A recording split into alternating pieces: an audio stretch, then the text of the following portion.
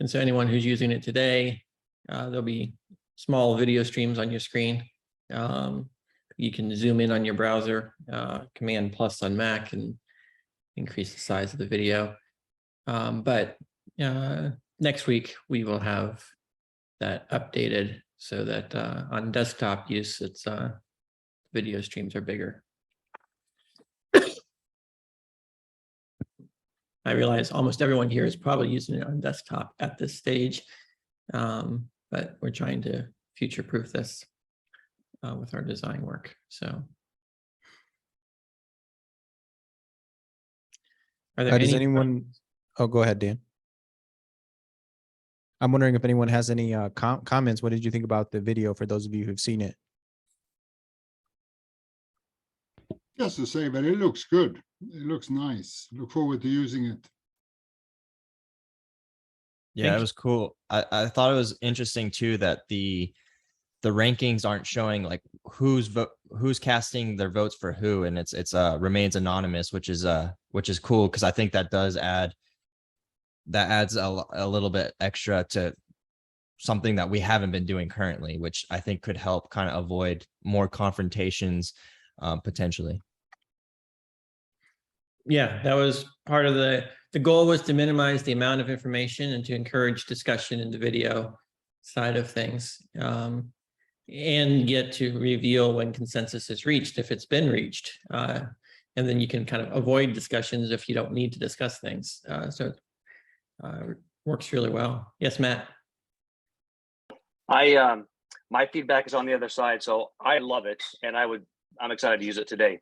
I showed it to someone that I'm reading the book with, and they were confused by it. So I just provide that feedback to you. I don't want to take a lot of time during the pre-meeting, but I thought that was interesting that they weren't able to map what we've been learning with what they were seeing on your training video. Yeah, some of the feedback we've gotten is the emojis that we're using to indicate the different statuses are not immediately obvious unless you've already been participating. And so we've been looking at putting some text labels to help introduce people to what that is. I think it's one of those things, once you use it and you know what it means, then you don't need them anymore. So there's I guess a learning curve.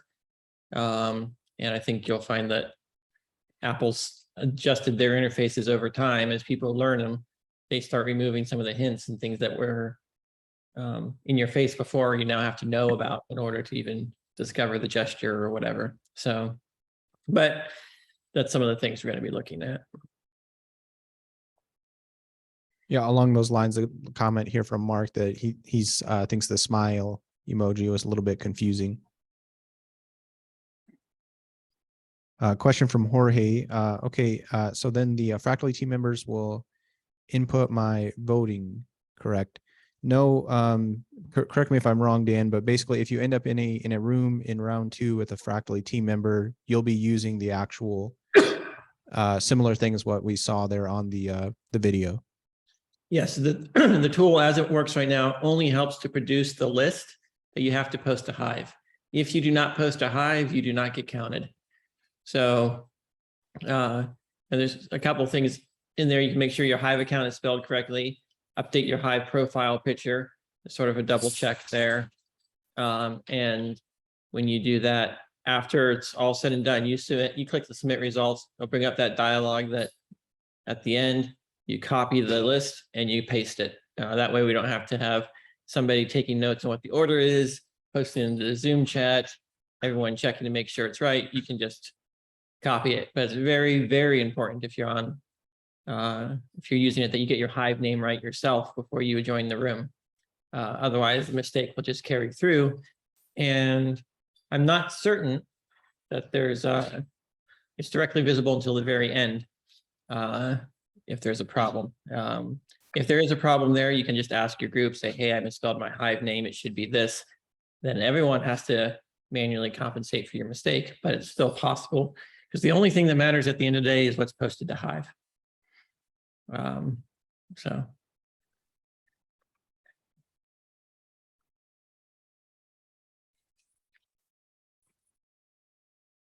All right. Any other comments or questions about the UI or what we're going to do in the meeting today? If you're just tuning in, Dan had made a comment or a reminder that today in round 2, if you end up in a room with a Fractally team member, then you'll get to experience the new UI. And then the expectation is that next week, everyone in round 2 will be using the UI. I think it's anyone in either round who's got Oh, in either round. who's got a Fractally team member in the group can decide if they want to use the tool.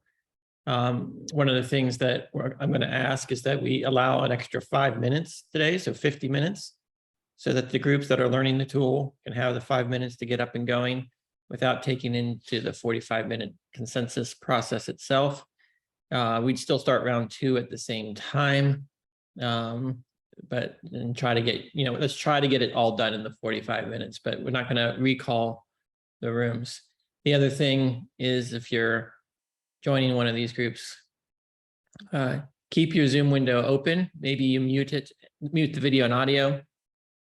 But if there's any problem at all with the tool, you should just be able to jump right back on the Zoom call.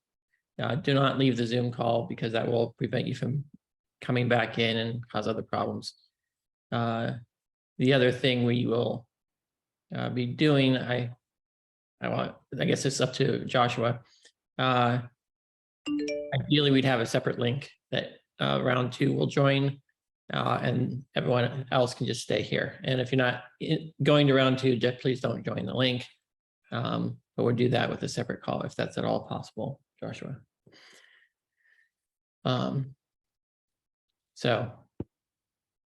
Stan. Is there a link where we get the app if we're in a group where we use it? How do I get the app to use it? We will share the link. Fractally team members, if they're in their group, will share the link. We're not going to share the link outside of those groups. Now, obviously, anyone can then go share the link with anyone else. Afterward, we ask you not do that, just to facilitate what we're doing here. Yeah, another general comment. I shared that video initially only with the Genesis Fractally group. Someone immediately 30 seconds later forwarded over to the EOS channel. I'm trying to create some incentive to be part of our Genesis Fractally group by getting early access to content, and it kind of defeats the purpose if it's immediately shared.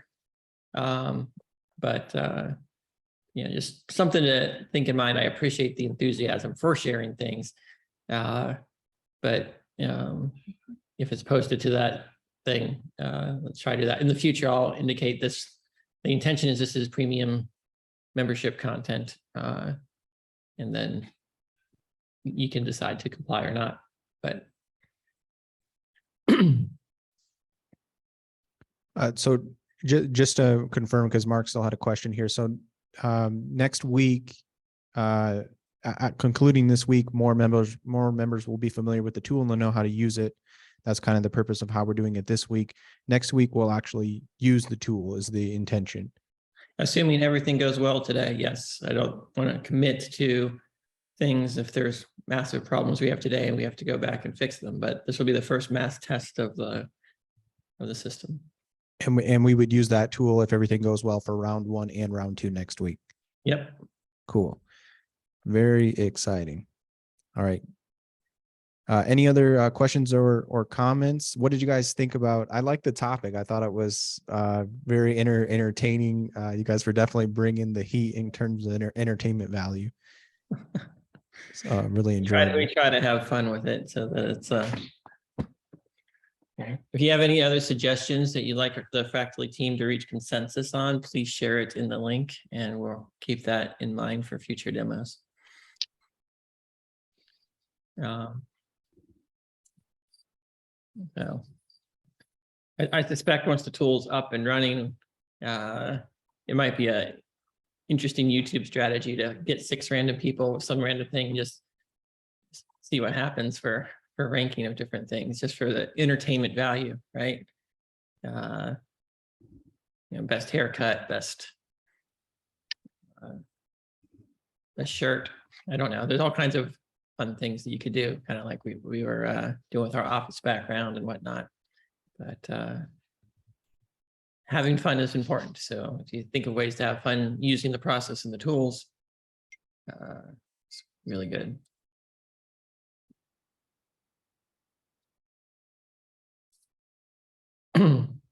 All right. Well, if there's no more comments on this topic, we could move on to something else. I am curious if anyone has any feedback or suggestions on, what is the approach that you've been taking or observing your groups have been taking, for example, in round one to achieve consensus. Are you noticing a trend of something that's working? Because our process is a little bit different now. And I'd be curious to hear from anyone if you have any suggestions. Like, I think this approach seems to be working so far. Any comments or questions on that? There was one, I'm going to change subjects since there doesn't seem to be any feedback on that directly. There was a question that was raised about block producers and front running this week. I believe that was Matt. Yeah, it was Matt. Yep. So I wanted to address that particular topic. One of the single biggest things that we have as a community is the ability to subjectively hold people accountable. And that means if block producers are doing something like front running, it would be statistically observable. We could see that type of behavior. It would require them to be running software which is non-standard software. And the general consensus agreement I'm proposing is that they'll be required to run the standard software in the standard configuration as determined by the council, and not in an EOS kind of situation where each block producer can run what they want, do what they want. Block producers or infrastructure providers, because they'll be expected to do more than just produce blocks. They will they'll be accountable to that. And some of the things that we're going to be doing differently, none of this is final yet, but the block producers will be bonded, and the size of the bond is going to be a sizable portion of deciding which one to choose. End result being, and 50% of all income, or a large percentage of their income, will go into growing their bond, giving them just a little bit of liquid income. So the idea is that the infrastructure providers have more to lose by violating the community's trust than to gain by violating the trust. And the community's got enough time to detect the problem, reach consensus that they violated it, and reach consensus on whether or not to slash their bond. So all those things taken together, I think, is going to be really hard to front run. So yes, Matt. Thank you for that, Dan. I agree with you. It will be hard, and I like the way you laid that out. I would like to, part of my contributions to Genesis, I would like to be to statistically observe it, to use your words. So I guess my call to action would just to be to make sure that we have the minimal logging that we need to be able to observe this for you and fractals in general. I just like to be able to make sure we're gathering the data and understanding the clock and time propagation structures, so that we can have in place some monitoring that just keeps honest people honest. There's a lot to lose, but I don't want them to lose it, right? I want them to know that we're watching, and we know that they're doing a good job, and we appreciate they're doing a good job, and everybody wins if we just have some good surveillance. Yep. So there's an interesting tweet thread going on. If you've been, I don't know how many of you follow what's going on in Ethereum. They're having their coming merge with Ethereum 2, switch to proof of stake. And the biggest issue they are facing is where does Tether and USDC and other stable coins, which chain do they recognize as legitimate? Because they can't actually fork that state, because both chains can't honor the one-to-one peg. And all of the DeFi applications that are built on top of that could come crashing down if there's even a small amount of disagreement on that, which means the governance of Ethereum is no longer proof of work miners deciding what to do. It's no longer even proof of stake deciding what to do. It's the people that the community has become dependent upon that are deciding what to do. So dependence means servitude. Independence is freedom. And that gets right to the heart of my book. And the heart of, for true democracy, the parties to the democracy have to maintain independence, the ability to separate and the ability to go their own way. If things integrate to the point that there is dependence, all of a sudden, like let's say it's like you become dependent on somebody else for your food. You're no longer free to make your own choices. If they want you to go left, you go left. They want you to go right, you go right, because they have the food you need. So in some respects, Ethereum has lost its sovereignty to these regulated entities that control the tokens that are the foundation of the entire DeFi ecosystem. And it's fascinating to watch this unfold because it shows there is a governance process. Decentralization is not measured by your technological decentralization. It is measured by your social decentralization and your independence as a community, your autonomy as a community. And this is a big part of the reason why Go Fractally and this Genesis group came out of Eden, is building our own blockchain and not building on EOS. Because EOS still has the plutocratic token distribution model and those problems there, we would not have our independence. But independence that you have can be lost easily if you do not take vigilant efforts to apologize for the kid in the background.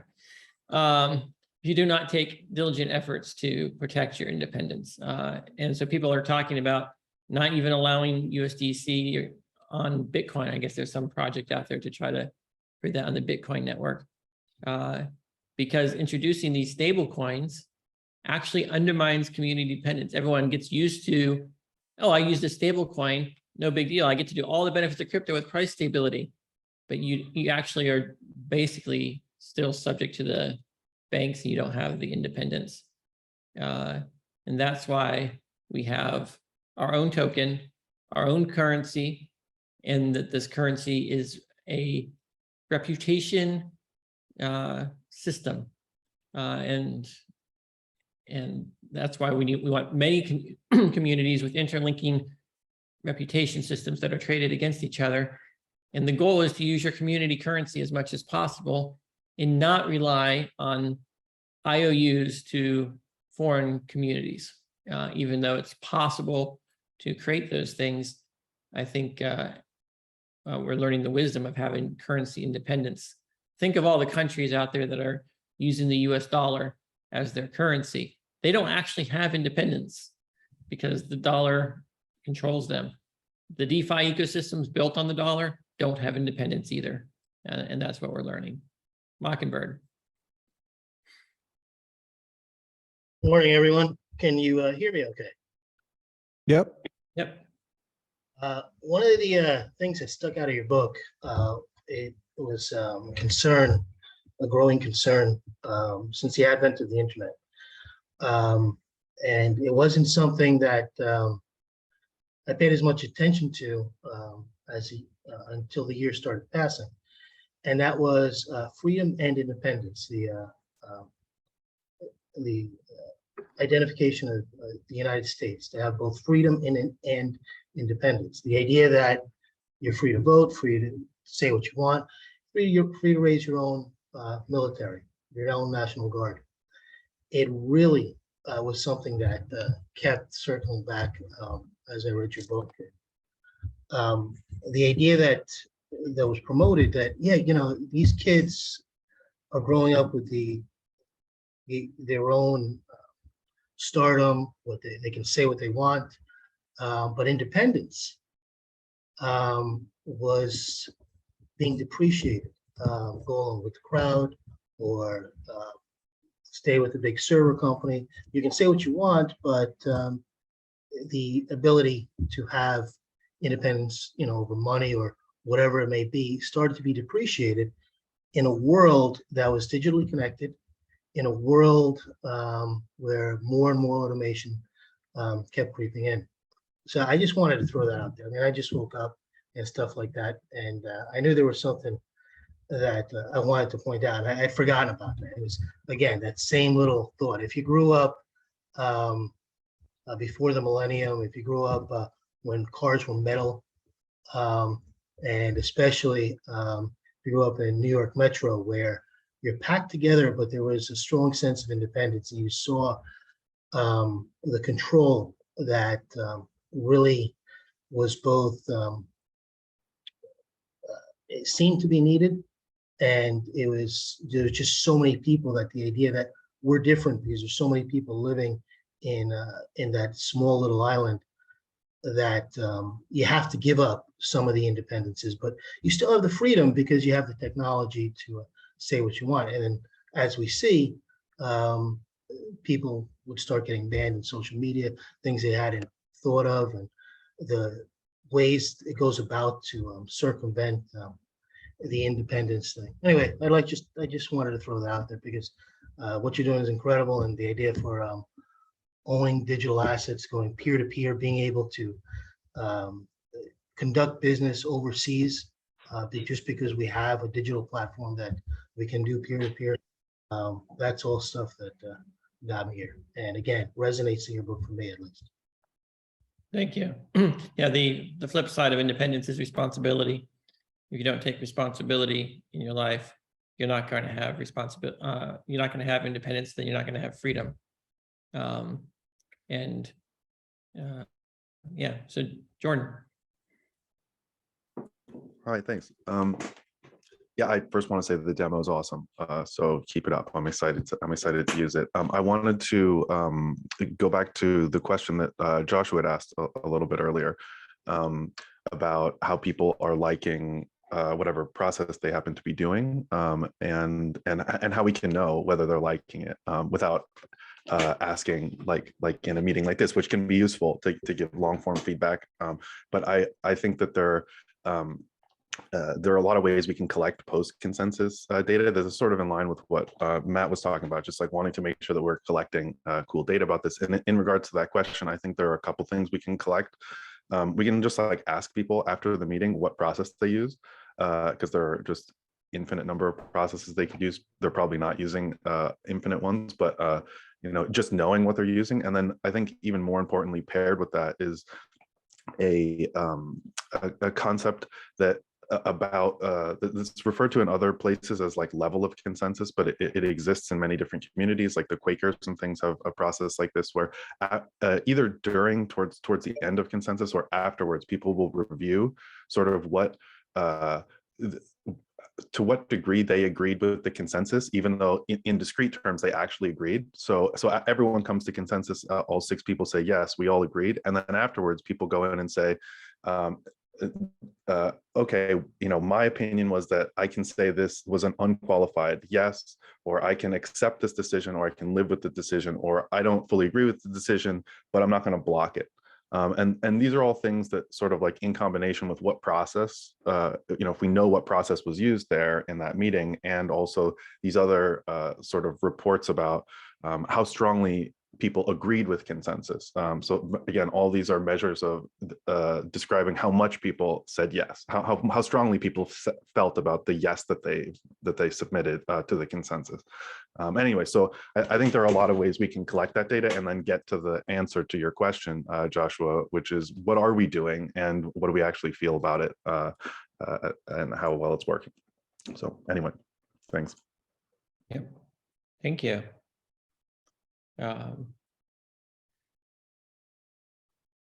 Dwayne. Yeah, I just had some quick comments circling back to block producers. And it's just my interpretation and some suggestions, but I see that there could be the use case for some teams right now to start up around block producers. And one of them could be a group that's going to make validation tools. So, just kind of a block producer checker that sees, is a block producer missing blocks? Does he have APIs up, IPFS servers, things like that? There could be a whole team that randomly selects members every week to do a shovel-ready job to put the human touch on evaluating one block producer. So maybe just checking those validation tools, some sort of interpretation. Obviously, there's a team that could maybe use, that evaluation teams meeting. Maybe they're instead of reporting on what they've done, they're reporting what they've evaluated, and then another team, maybe the council team who's ranking BPs, can watch that video, and then obviously a whole team for just BPs that should set up, some sort of meeting every week just to, rank themselves. So there's just a lot of opportunities to, the bond is a very great way to keep block producers accountable. And then, we could set up systems and set up groups to, just keep them accountable as well. And maybe filter out and do some of the heavy lifting for the people that are making the decisions on ranking block producers. So yeah, lots of opportunities to start some groups. Yeah, when you see the software platform that we will be unveiling in the weeks ahead, the possibilities are really going, for tools like you're suggesting, are really going to stand out. So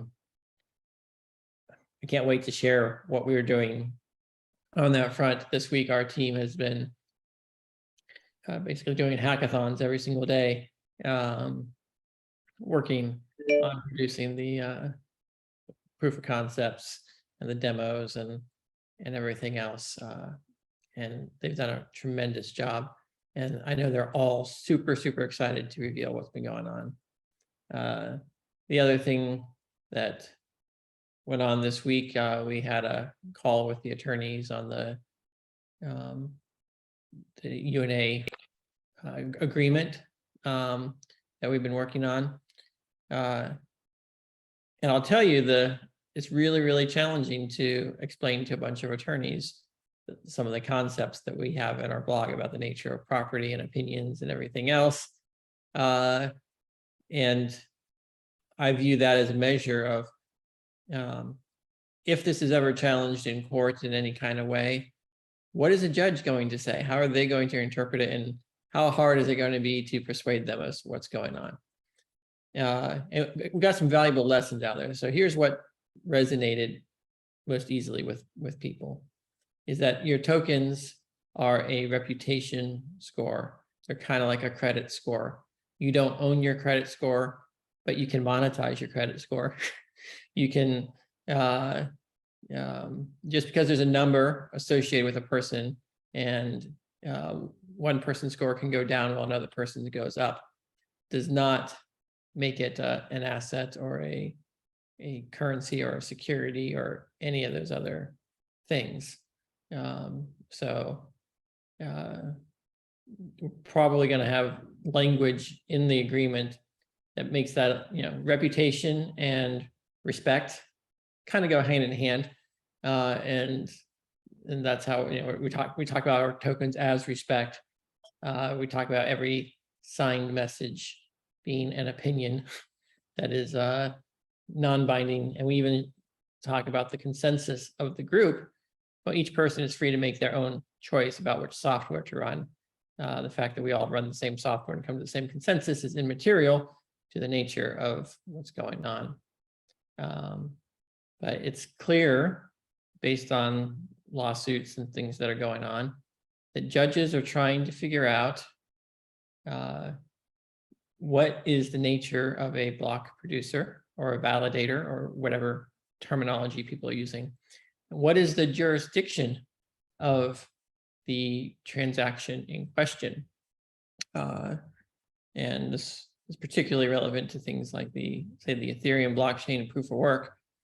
The judges are saying, can we figure out which miner produced the block and where they were when they produced the block? And maybe that's the jurisdiction that we need to impose on the transaction. And I had to explain to the attorneys in question that you can't just do that because no block stands on its own.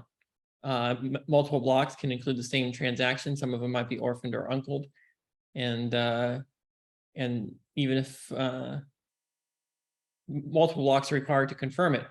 So the subsequent producers are also like co-signers on the earlier blocks, making and if so, it really creates a challenge. Is it in every jurisdiction or no jurisdiction? Or some number of jurisdictions, depending on the window of time required to get confirmation of the particular transaction in question. And it has massive implications, particularly in light of what we're talking about with the sanctions on technology, sanctions on regulated entities on Ethereum and Bitcoin for the stable coins. Are the block producers going to have to do US companies or people in regulated countries have to abstain from doing that job, or they bring the entire network into it, because they're going to be indirectly confirming or cooperating in the propagation of transactions that may or may not be in violations of sanctions. Sanctions violations being far more severe because it involves prison time for the people, not just potential fines. So you can really expect countries are terrified of that more than anything else. So that's why it's very, very important that the fractals that we're creating are geared toward public good, geared toward nothing we're doing here is doing anything other than reallocating reputation among members. We're not transferring assets or property or anything else. We're just coming to agreements about information that's non-binding, and so forth. And we're using that reputation combined with individual integrity to facilitate cooperation. But the way sanctions operate is if you're cooperating or associating with a sanctioned person or technology these days, it's like contagious. Now you're a violator and now no one can associate with you. And so they really try to like excommunicate people from society with these sanctions. And it's terribly divisive. I don't think it's going to end well because eventually everyone is going to be sanctioned. People are going to be divided up into camps, and then people who have been sanctioned have no choice but to band together in form of black market economy. Because once you're sanctioned, well, you can deal with other people that are sanctioned because what else are they going to do? You're already sanctioned. But I guess in principle, sanctioning is effectively an arrest warrant. If they can get their hands on you, they're going to arrest you. So that's the environment we're in. And I think the fractal governance process that we're putting together creates the best opportunity I see in crypto to have accountability for self-policing and to keep the community safe in this world of sanctions when everything's open entry and it's hard to verify things. I think we have a real shot of having a viable solution that's not completely centralized and controlled by regulated entities.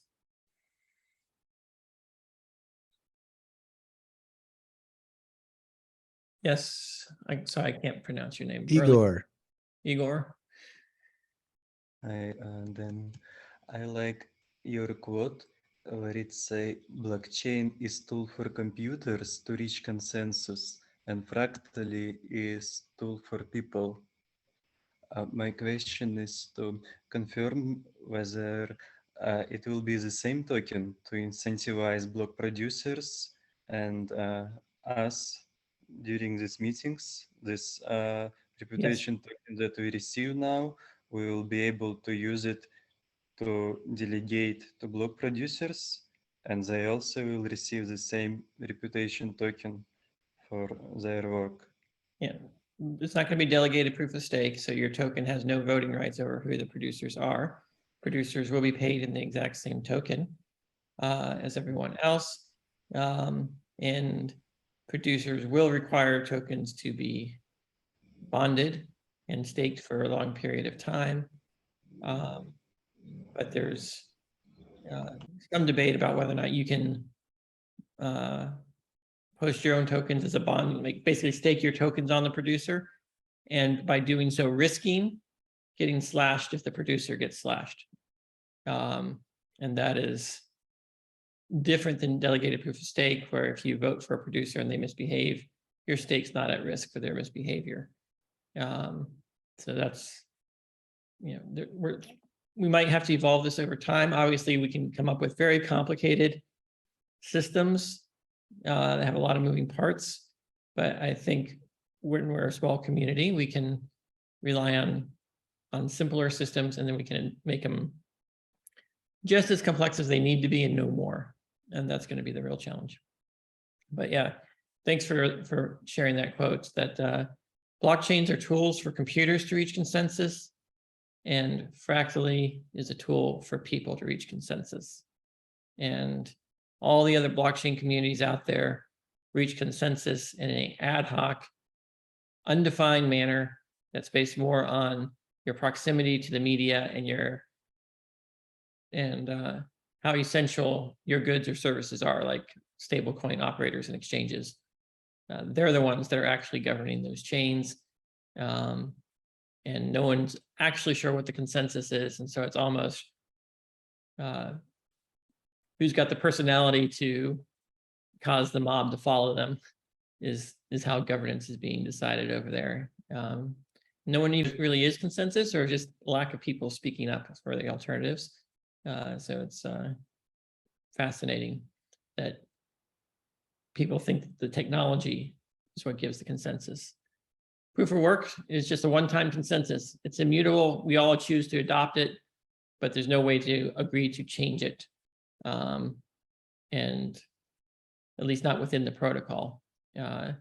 So all upgrades to any chain is some form of human consensus that is not acknowledged. It's a hidden cartel, a secret society, if you will, that's controlling and pulling the strings. Thank you. Jorge, you had a question? Hello, community.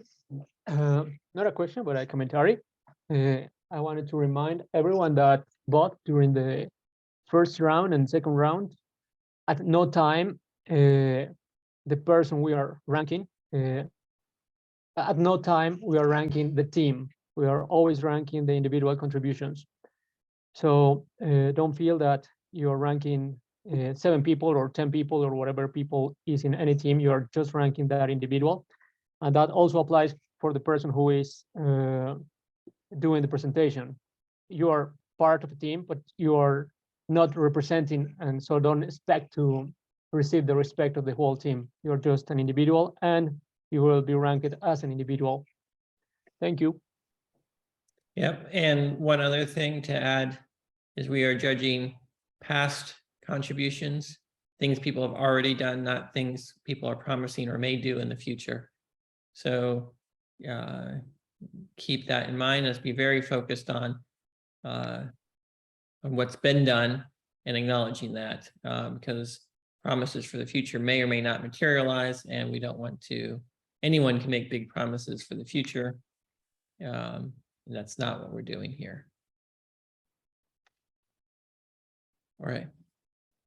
Sorry. No, all right.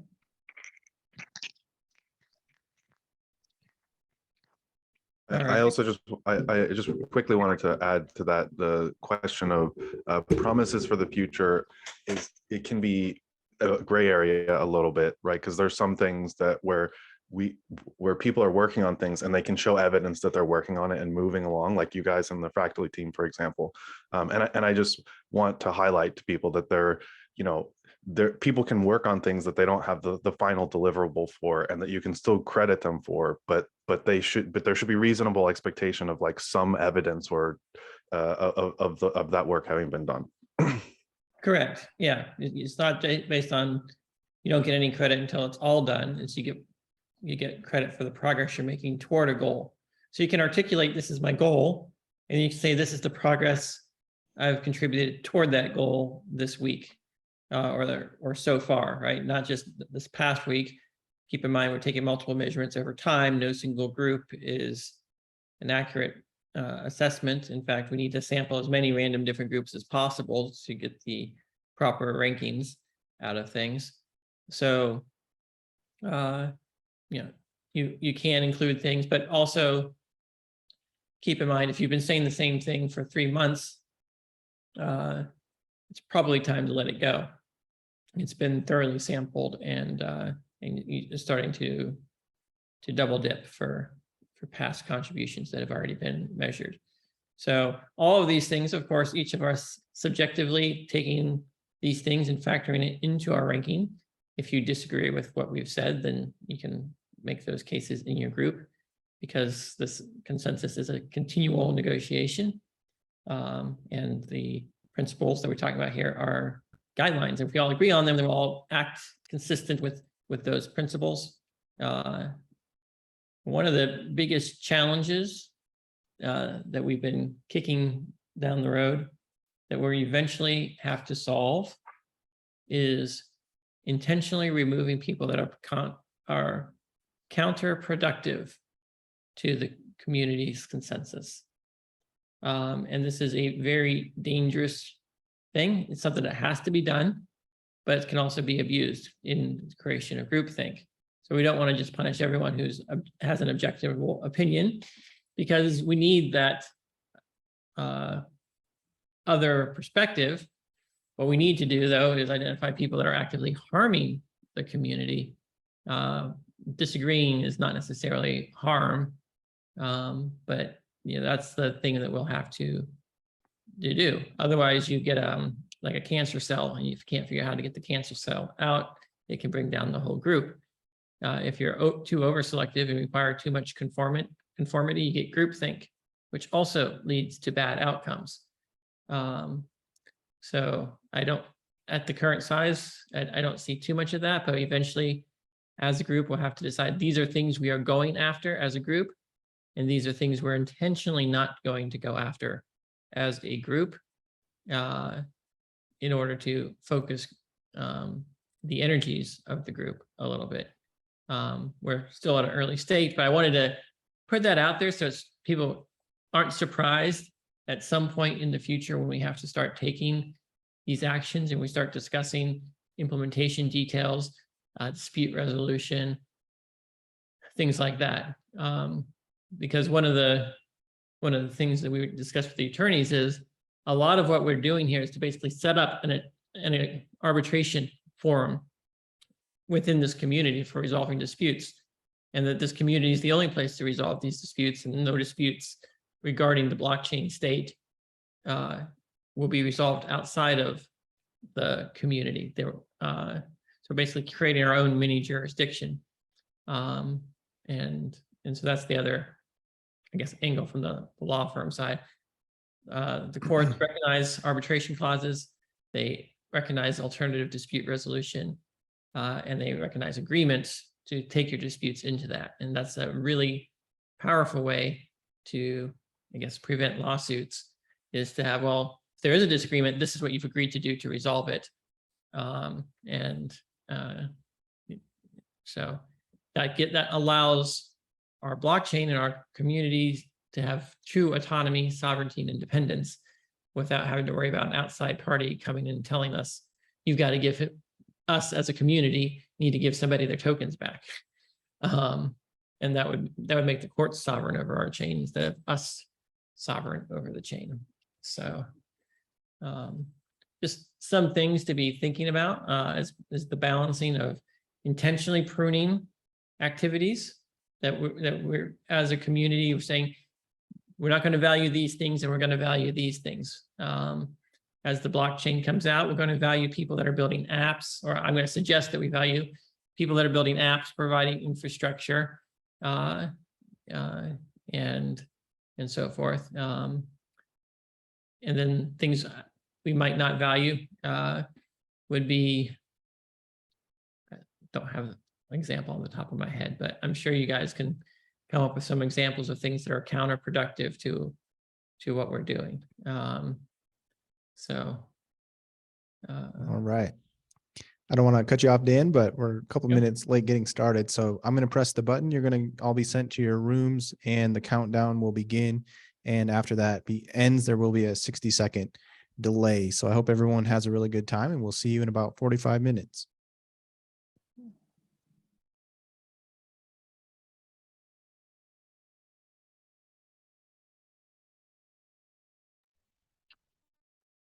Hey everyone, Hello. good to see you all. I'm recording, by the way, and I'll share on social media at some point.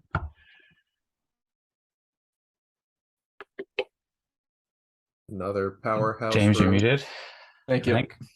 Yep. Can you guys hear me now? Yep. Okay, cool. So yeah, the first thing maybe we should decide is if you guys would like to try using the Fractally thing, the ranking thing. Is it a download or a web page? So it's a web page. I can create a link and send it to you guys. There's a couple quirks, so I'll just tell you them right now. And then, so one is that the timer that's counting down on this tool is not the correct timer. So Zoom, we should, when we're using this, we should keep Zoom open, and we'll just like mute ourselves and turn off your camera on Zoom. But keep it open because it's also good as a backup. If the tool breaks or something, we can just switch back to the Zoom room. But then, yeah, also the official time is the Zoom time. So, but if that sounds good, then yeah, I'll send a link. Anyone have any issue? No, I think Let's do it. By that's the way, that's why we're here. I put a timer there. It's got a 5-minute buffer. I put 40 minutes. Okay, cool. 3-minute buffer, but I like buffers. And we'll still keep the Zoom window open and accessible in case there's anything that we need to do in Zoom, right? Yeah, okay. And I think we'll probably like just make sure you mute yourself on Zoom and well, I guess you don't have to turn off your camera, but mute yourself so you don't get like double audio coming through. Okay. And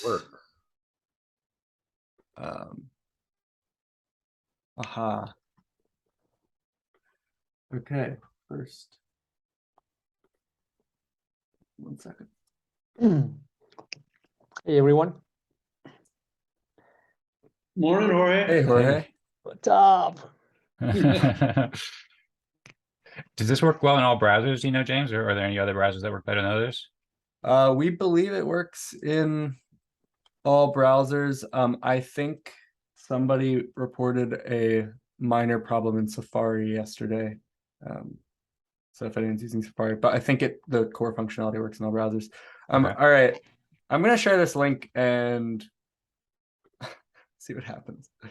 My face isn't showing up in there, but I'm wondering if when you guys join, it might fix itself. So go ahead, click that link and type your full name in the first. After you click login, you'll type your name, and then the second box is for your Hive name. And the only thing that does is pulls your profile picture from Hive if you have one to show next to your name. And also then it's used at the end to show it like spits out a little list of the Hive names in order that the consensus was.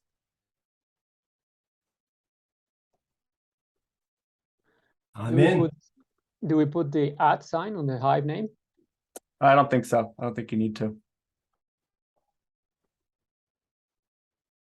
So are you guys in? I'm in.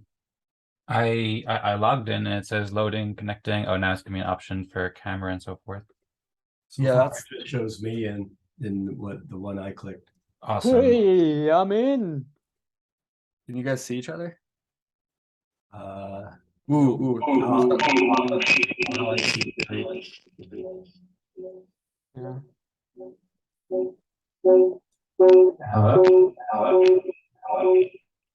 There is a lot of noise.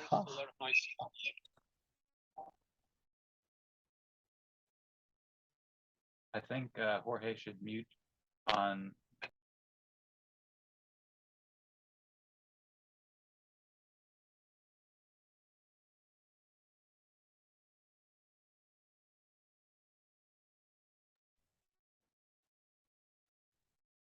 I see you and Perry and Eric.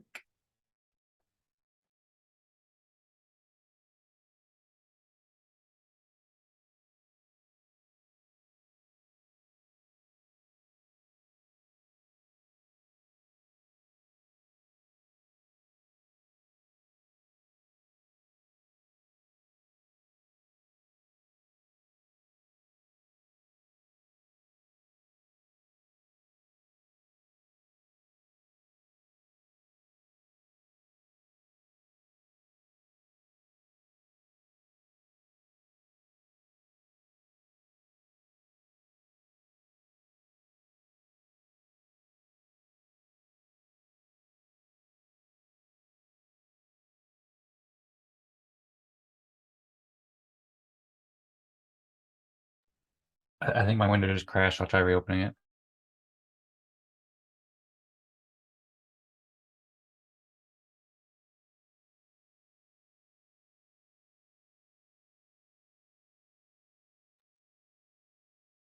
Yeah, this is a shame, guys. We might have to just use Zoom. Okay.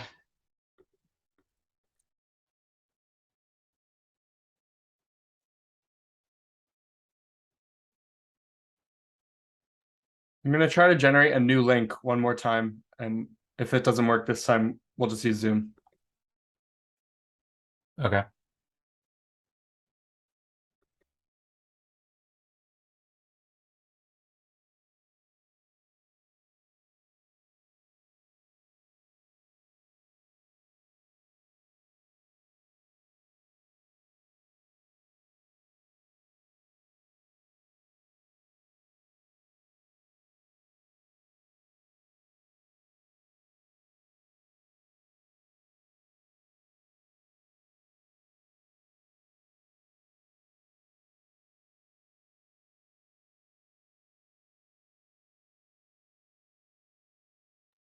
Yeah, you know what? I think you can all close out of the tool. The tool is not, it's still not showing my face in the, I think it's not working. Man. Yeah. If you could all come back to Zoom, guys, sorry, I think we'll have to wait until next week. Okay. Yeah, Well, it's such a shame because we tried this a million times the last like 2 days, and of course it doesn't work when we're in the actual. All right. Now my video's showing over there.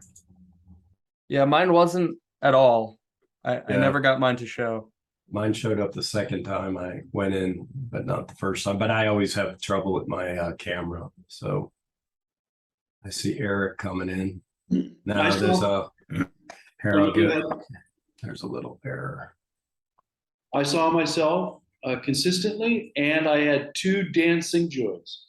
yeah, I actually noticed I joined twice back since I thought it crashed, but then I was opening a different window that just went away for some reason. So that was my bad. Okay. Double Dan. The more the merrier. All right. Are we all back in Zoom? Yeah, although Mark's video isn't on now, but other than that, we're all back. Okay, cool. I'll get back on in a second. Okay, cool. Okay. No worries. I apologize, friends. I was really looking forward to using that, so I'm as bummed as all of you.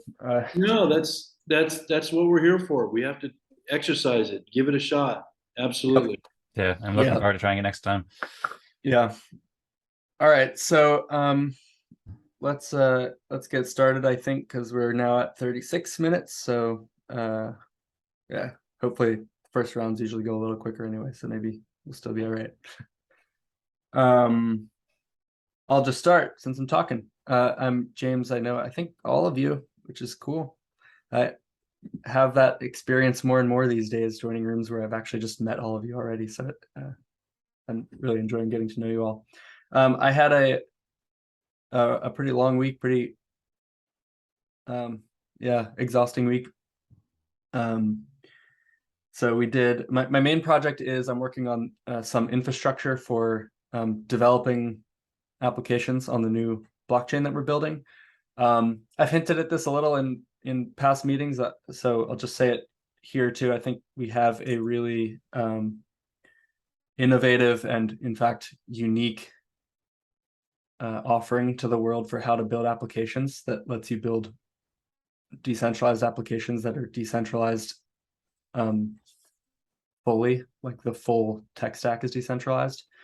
And so that's something that we think is pretty cool. And that's the infrastructure I was primarily working on this past week. But the other thing that I had going on in parallel to that was we ran an internal hackathon at Fractally this week, which I kind of facilitated. And it was really, the goal of it was to get the front end engineers to start to bang on the infrastructure that the back end guys have been working on, which hasn't really been ready up until this past week. We got a couple major things accomplished that allowed us to then have this this hackathon. So that was all week long, where we were basically all on Zoom all day, all week, working together to iron out any issues that people were having on the team with getting applications to run on the new blockchain. And there were many issues, and but we got it working. So it was really fun, but it was very busy. I also, for the Eden Fractal this past week, I think, or maybe it was last week. I didn't attend this meeting last week, so this might have been last week, but I got the token showing up on blocks, which is kind of cool. It didn't take long, but it's just something I hope maybe will make it a little more exciting, because it looks a little more official now for the Eden token to have its own logo. What else? I also posted a paper on the Fractally Medium newsletter this morning. So I encourage you all to check that out. It's a educational resource for people to better understand fractal governance in terms of some consensus mechanisms they're familiar with. And I will stop there. So are you saying there's a way to see Fractally stuff on blocks.io? Is that what you said? The Eden fractal, that was regarding the Eden fractal. So the Eden fractal is like another fractal that's running in parallel to this Genesis fractal, and it's based on EOS, and I'm participating in the Eden fractal as well as this Genesis fractal. So the token and the thing that you can see on blocks, that's for the Eden fractal, which runs on EOS. Gotcha. I'll kick it off to Perry. Okay, thank you, James. You guys all know me by now. I'm deep into dnews.zone. What I did in the last week, what I've been doing the last week is bug fixes, little things that, you know, as a developer, other people may not notice, some may. I definitely do. I'm getting all those organized. I'm smoothing all those out. I added new sources. I'm really trying to make it the best experience I possibly can for the user of that service, of my service, so that they can become the most informed and the most engaged in all these meetings, including this one that we're in right now. But what I think I did that for me has the most significance last week, and it wasn't a lot of work, but it was a lot of thinking. I guess it was a lot of work in terms of thinking and deciding. If you'll all bring your attention to the image that I placed in the chat, if you just take a look at it, on the right, near the right, upper right quadrant, you'll notice, and actually all throughout that whole page, you'll notice my use of a new reference to our community. And what is that? So we all know about Antelope and how it's been presented yesterday, day before. So that represents a challenge, I believe, to the community as a whole. And in my eyes, it represents an effort to split the community. And I believe I proved that by my question to Zach during the the fireside chat, I asked him if it was a particular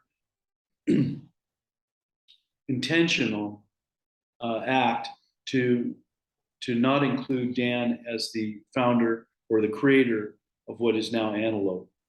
And he answered, I don't know exactly how he answered, but essentially it was in effect that we're not recognizing. They didn't recognize him on the website. They didn't recognize him in the press release. So to me, it's clear that they are trying to split the community.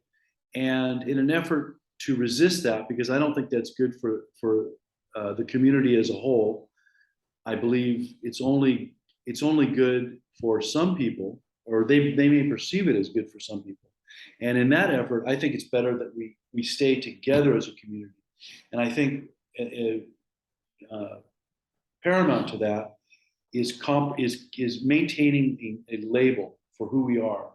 So we could all say that we're all now part of Antelope, and I'm kind of part of Antelope, I'm kind of part of Fractally, and I'm part of this and I'm part of that. Or we could say we are EOSIO plus Antelope and Fractally. And that's what that means, is the accent A is Antelope and the Fractally F. And I want to encourage everybody to use that as a means of keeping the community in one piece, because we're about to go through a rough spot, like we're on a plane and we're about to go through turbulence. So that, I believe, is going to happen when the marketing happens for Antelope, when Fractally reveals its work, when possibly Bullish happens, and so much more in the world, I believe, is timed for just before the US federal election, midterm elections occur. And I just want to make sure that the community exits that period intact. So that's my my take on it. And I think it's unbelievable that I have a place here to express that. So thank you very much for your attention. Very welcome. Thanks, Barry. Who's Okay. next? Dan, you are in my corner. Okay, cool. Sounds good. Thank you very much, Barry, and thank you very much, James. Thank you very much, everybody. First off, I'll start by just responding to Mark's question about the Eden Fractal on blocks. So there's two links I just shared for the token and the Eden Fractal contract you can check out, and you can see the updated logo. So thanks so much, James, for updating that. That's much appreciated very much, as well as all the great work you've been doing in general for both Fractally and Eden Fractal. I'll share a presentation. I know that we're pretty short in time, so I'll try to go quick and do it within like 3 or 4 minutes. But yeah, so this is what I've been doing to help Fractally and Fractal governance over the past week or so and longer. Looks like my window looks a bit whacked, so whatever. Fixed. Okay, cool. Sorry about that. Yep. So I've been working on the Eden Creators website a lot to help everyone cooperate Fractally, make the best experience possible. I showed this, and I didn't change anything on the homepage recently, but like a week or two ago, I added all this stuff and have a link to the Genesis Fractal, help them to promote as much as possible. And I also put together a page for the Genesis Fractal last week. The colors are a bit weird right now, but I started just describing Genesis Fractal and including links and so forth there. Just as an introduction, this week I had an interview.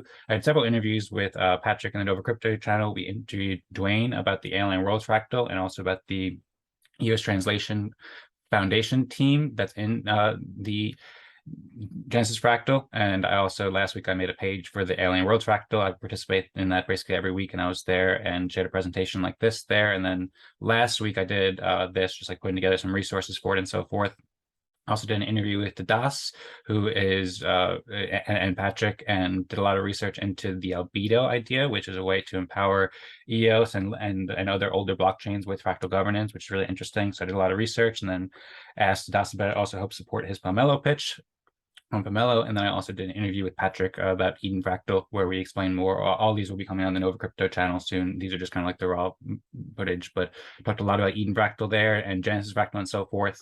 And then I also hosted the Eden Fractal meeting this week. We had a very interesting meeting. And then I put out the the weekly tweet for just showing the disbursement of EOS and Eden, as well as help promote the Eden Fractal Pomelo grant that Felix put up as well.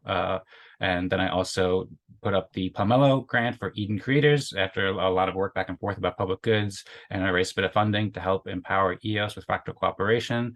And I also help support Eden Fractal and many other fractals, or many other fractal related Pomelo pitches. I promoted Eden Fractal a little bit at Pomelo pitch sessions this week, and then I've been working on a campaign to fund Eden developers.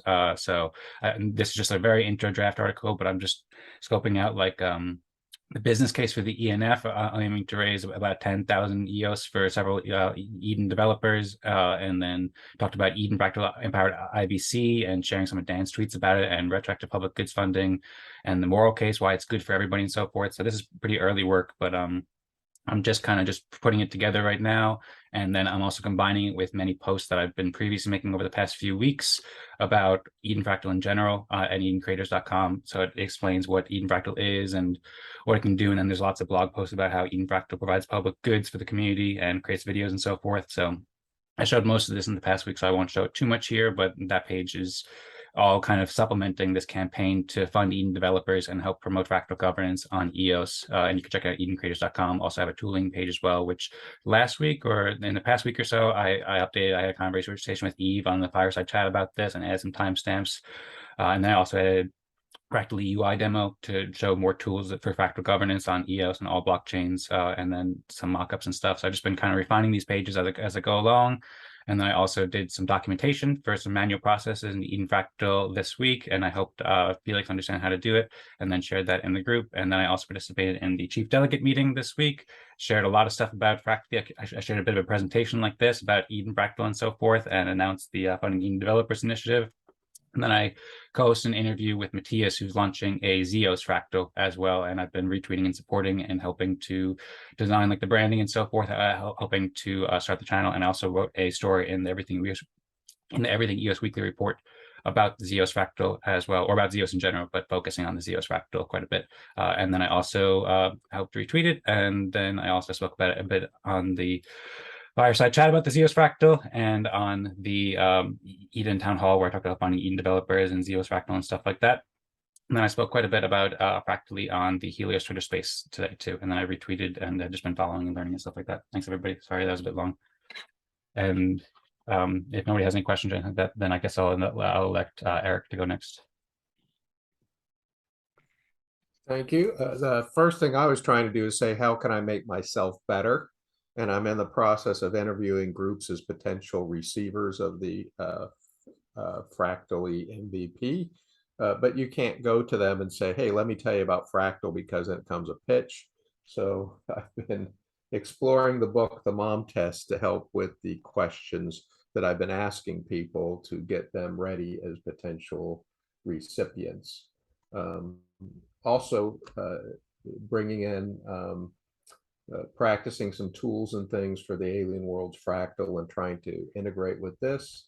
So we've been doing some NFT brainstormings, connecting with Fractal tokens and possibilities, and something called JR's Lands for dropping those. So we strategized, brainstormed about that. The other thing I focus is on sharing. So we did our weekly live stream on governing the metaverse. We'll be doing it next Monday. Anybody wants to play, just drop your Telegram in the chat, and I will be happy to invite you. Conversations, always try and have new conversations. I had 2 new conversations this time and 2 follow-ups. So shared More Equal Animals to 3 new people, followed up with people that have already starting to look at the Go Fractally. Invited 4, have 1 showing up, and 1 that can't make the time because they're running another meeting at this time. I finished for podcasting. I finished the opening interview that I'm going to edit on the interview that I did with Dan. So some of that is behind me. So this week I'm focusing on doing that with the stuff I already did with Dan and finishing editing that interview. I also did on the Building the Metaverse podcast. I did the 3rd episode this week with Dwayne Philippi, and we mentioned mentioned Fractally and the fractal.com, and you see I put the Fractal logo in the intro. So we've been mentioning Fractally all over the place. I did a little beta check on the Metaversal merchandise store, where I'm going to allow people I'm interviewing to put t-shirts to give a physical representation of marketing edge, and they can do whatever they want, do those at costs. Participated in the Genesis Fractal and the Alien Worlds Fractal. Also had a brainstorming meeting to figure out who I should approach to actually implement the initial tool set with. Had conversations with an art association. So I started with one person. They asked for a second meeting. We had 6 people. They asked for a second, third meeting. I had 12 people. So that's a candidate. I also talked about a partner that's working on it, and this is for a dissertation publishing also. So talked to a person that was doing a not digital nonprofit model. So the idea is integrating with that, where if we did do a nonprofit, we could come up with consensus, and then her model would implement it, and that would work really together. Also brainstorm for co-housing. Those that don't know, these are communities that decide to live together and have to reach consensus all the time. There's 250 or so in the US co-housing. So I started that discussion with the Co-Housing Association, talked to them, and we also looked at something that's kind of interesting called LION, LION, which is Local Investment Opportunity Network. So I did some research on if that was a good candidate. That's where local people invest in actual businesses in their community and see whether that was. So I'm evaluating targets for things we could actually do. And with that, I'll turn it over to Mark. Hi, I'm Mark Stair. I'm with Tippet, Tippet.io and TippetBot. If you look at Fractally from the high level lens of it's sort of proof of human work. So we got proof of work, proof of stake, and now Fractally is confirming human involvement through these meetings and things like that. I bring that up because Tippet is similar thing, because all about Tippet is individuals gifting and tipping to others. And we work closely with the bees, which the EOS bees from Jesse, who were doing the payouts for them. So when they do actual work, they get paid in EOS or other tokens. So I believe that the way that we're going to get crypto adoption is through investing, which has been the primary use case of crypto, earning, and spending. So on the with the EOSBs and other types of campaigns and other things that we do within Tippet, you can now do the earning. Fractally is another way, of course, to respect tokens. And over the last couple of weeks, we've been working on the spend side. So we're creating a tool called Tippet Pay, where you can send a pay request to anybody, and or sort of an invoice, and they can pay it. And we're bridging both crypto and fiat credit cards and stuff like that in that.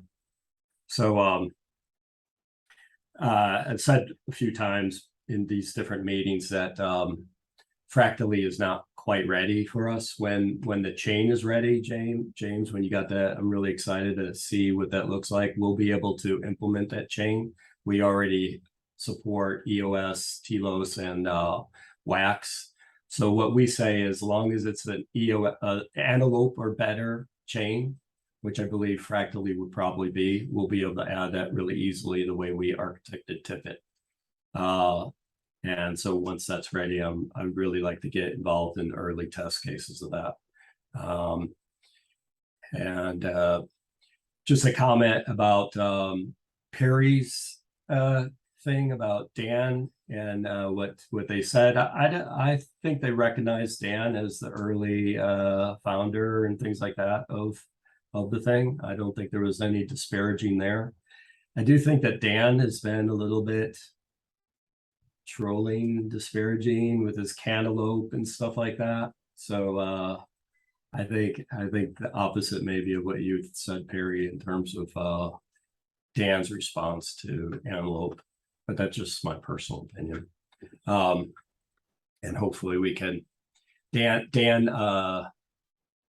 trained me on or told me about nonviolent communication, and I've been absorbing that since. And I think maybe Dan needs some stop A refresher. disparaging. Yeah, on the antelope thing. He needs to be on our side. We need to be on his side. So I agree with what your intention on that, Perry, that we're all one group, and this is a $quadrillion market we're going after. Ethereum is a drop in a bucket. EOS is a drop in a bucket. We're going to make it when we work together. That's none. Thanks, George. Hey everyone, thank you so much. So I'll post in the chat my list of contributions for this week. They are numbered and they have their respective links of proof of contribution. So first of all, I participated on Pomelo Season 3 with a grant related to an idea I have presented to this community several weeks ago, in which I pointed out that Tesla Inc. has this horizontal infrastructure which doesn't have any managerial positions. So it's pretty horizontal, as we are. And the way they do this and avoid utter chaos and utter noise is through feedback mechanisms. So I presented that Pomelo grant, and I increased my both number of donors and amount received in donations by about 50% compared to the previous grant. I plan to dedicate all the funds to working as closer as full-time to this process as possible. Second, I attended the Eden Fractal meeting, as can be seen in that YouTube website. The Eden Fractal was hosted by Dan Sinjoy, as he just said, on Wednesday morning. Thirdly, I launched the Spanish-speaking Fractal in this community, in the Fractally website. There is the link to the Go Fractally website. We are targeting a population of about 22 countries and about 500 million people who are the global Spanish-speaking community.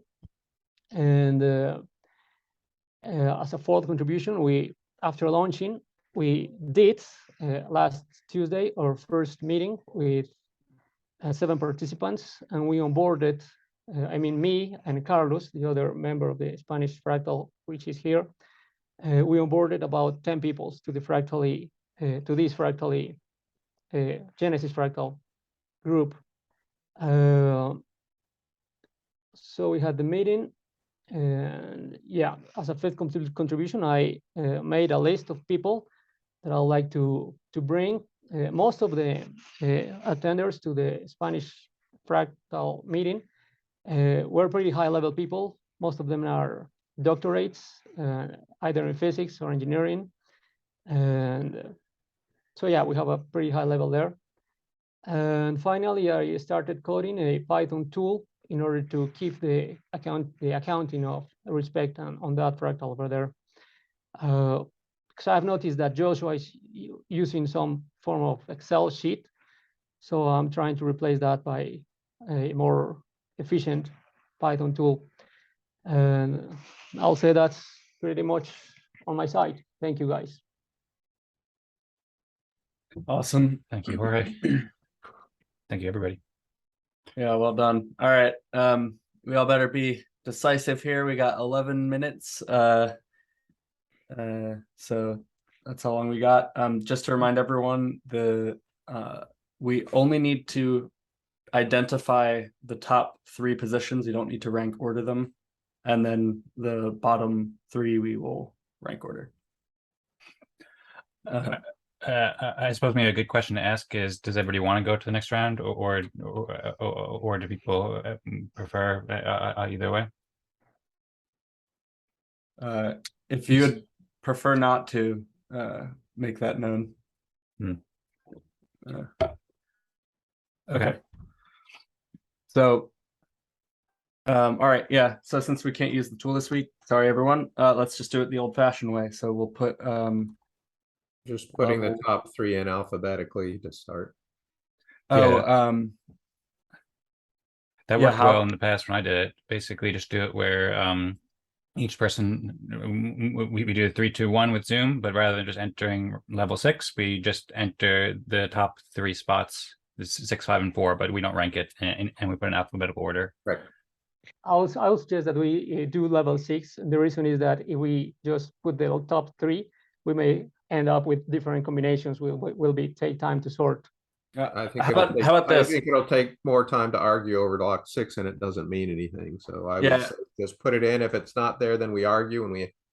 I'm gonna propose a top 3 Yeah. just verbally right now because we're short on time, and then let's argue if there's not consensus on it. But the top 3 contributions I would propose would be mine, Dan Singjoy's, and Eric's. That is I think the contributions that I found the most compelling for this fractal. I put mine in the chat, James, George, Eric. Okay. Okay. Yeah, and mine, I was having a difficult time between Eric and Jorge, because I think that Jorge's contributions are also super valuable, starting the Spanish fractal and then raising funding for it and so forth. And so Jorge, what I was planning on doing was James, myself, and Jorge, but I was also close with Eric because Eric's doing amazing work too. So me and Jorge also has support from Eric, as he posted in the chat, and I also had a hard time deciding between them two. I'm very happy to say that as well, which would mean,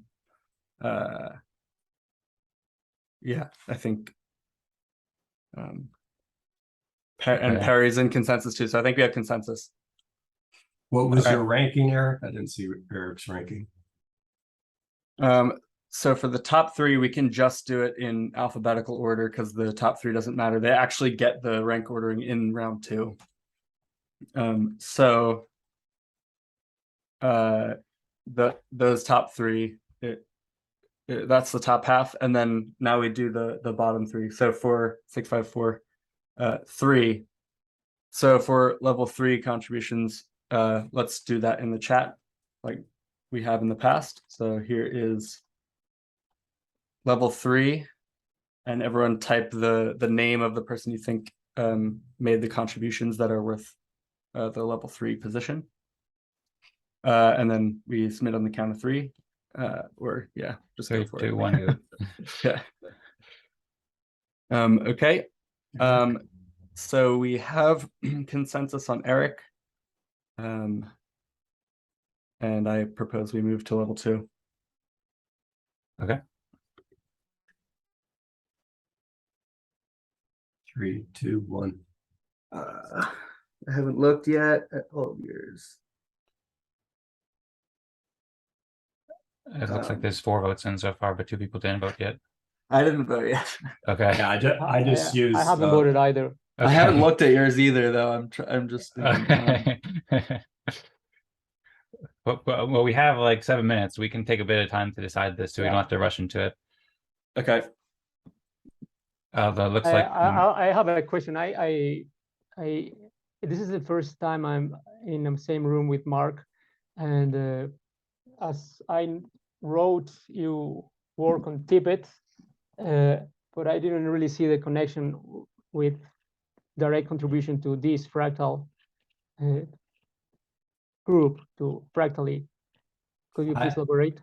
I have no way to contribute to Fractally. We're a developer and the chain's not ready yet. We have thousands of people using Tippet and hundreds of bees. It's not even ready for bringing people in yet. So you can take that as you wish, but I think it's a sounds like a significant usable tool that is building for the future. Yeah. So Yeah. I tend to wait. I tend to try and give weight to the future to remember to bring it back in, but it's not, to me, combined with anything that is building the funnel. Like Jorge did an amazing job. I'll change. I voted for Perry. The reason being is that Dan emphasized before the meeting to vote on already delivered contributions, and Perry's been pretty consistent. And the new site that he has given to us is the most effective saving time mechanism that I find on this whole ecosystem. So I would actually like Perry to be higher than level 2.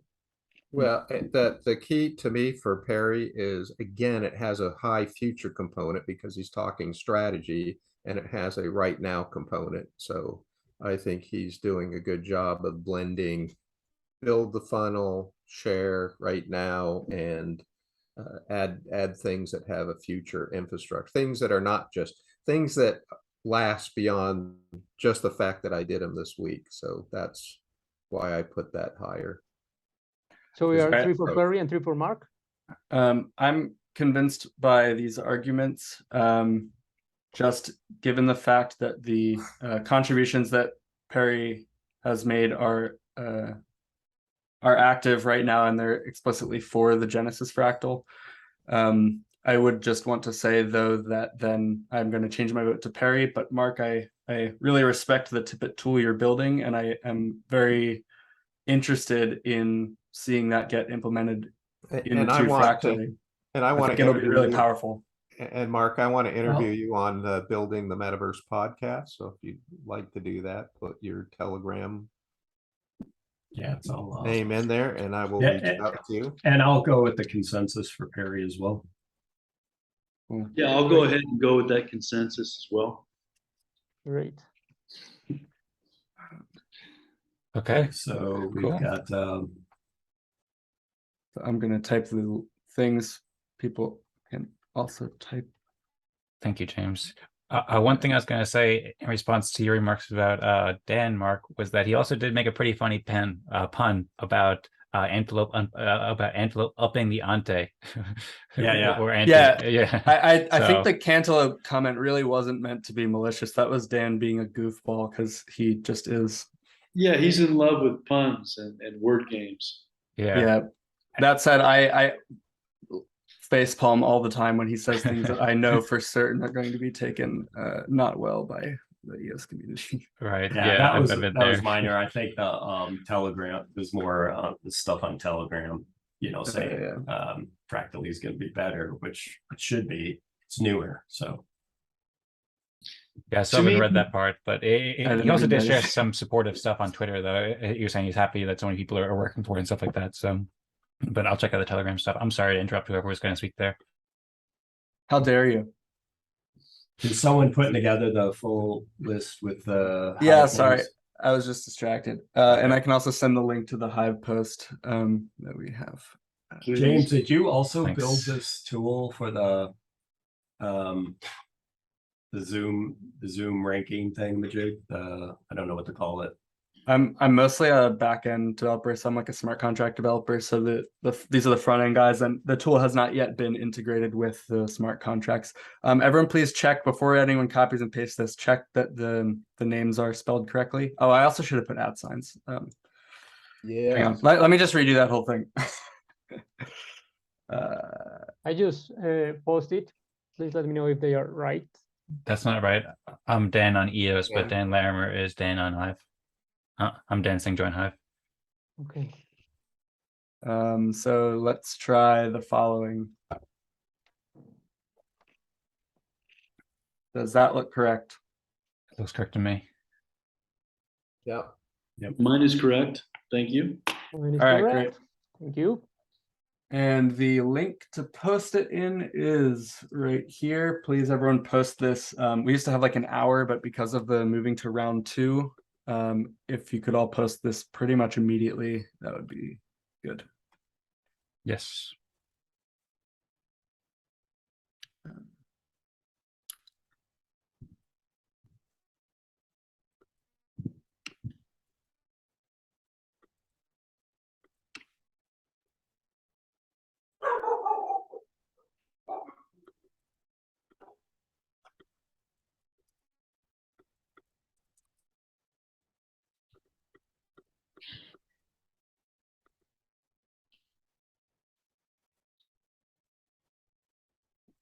Posted. Nice. Same here. And it seems like the room will be closing out in like a minute or something like that. So yeah, great meeting. Thanks everybody so much. It's a lot of fun. And thanks all for the contributions as well. Really excited about what we're Yep. doing here. I am too. It was Thank great you, seeing guys. all of you. Thank you. I'm glad we didn't come down to the last 2 seconds. Yeah, I can't believe we made it. I know. I was getting And, worried. We have a lot of long-winded people in this group, myself included. Well, powerhouse group. Yeah.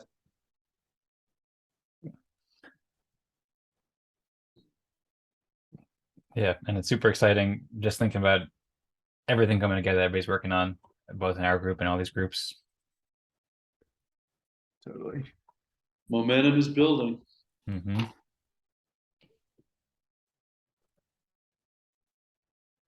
All right, well, I'm having trouble with Hive, but anyways. All right, guys. I'm gonna head back to the breakout room. Great Okay. seeing y'all. Thanks, Great seeing James. you. Thanks, James. Thanks, everyone. Thanks, everyone. Thanks, Jorge. Thanks, Mark. See you later. Thanks. Okay. Okay. Joshua, would that be appropriate place? Yeah, I think it's a great idea, Gregory.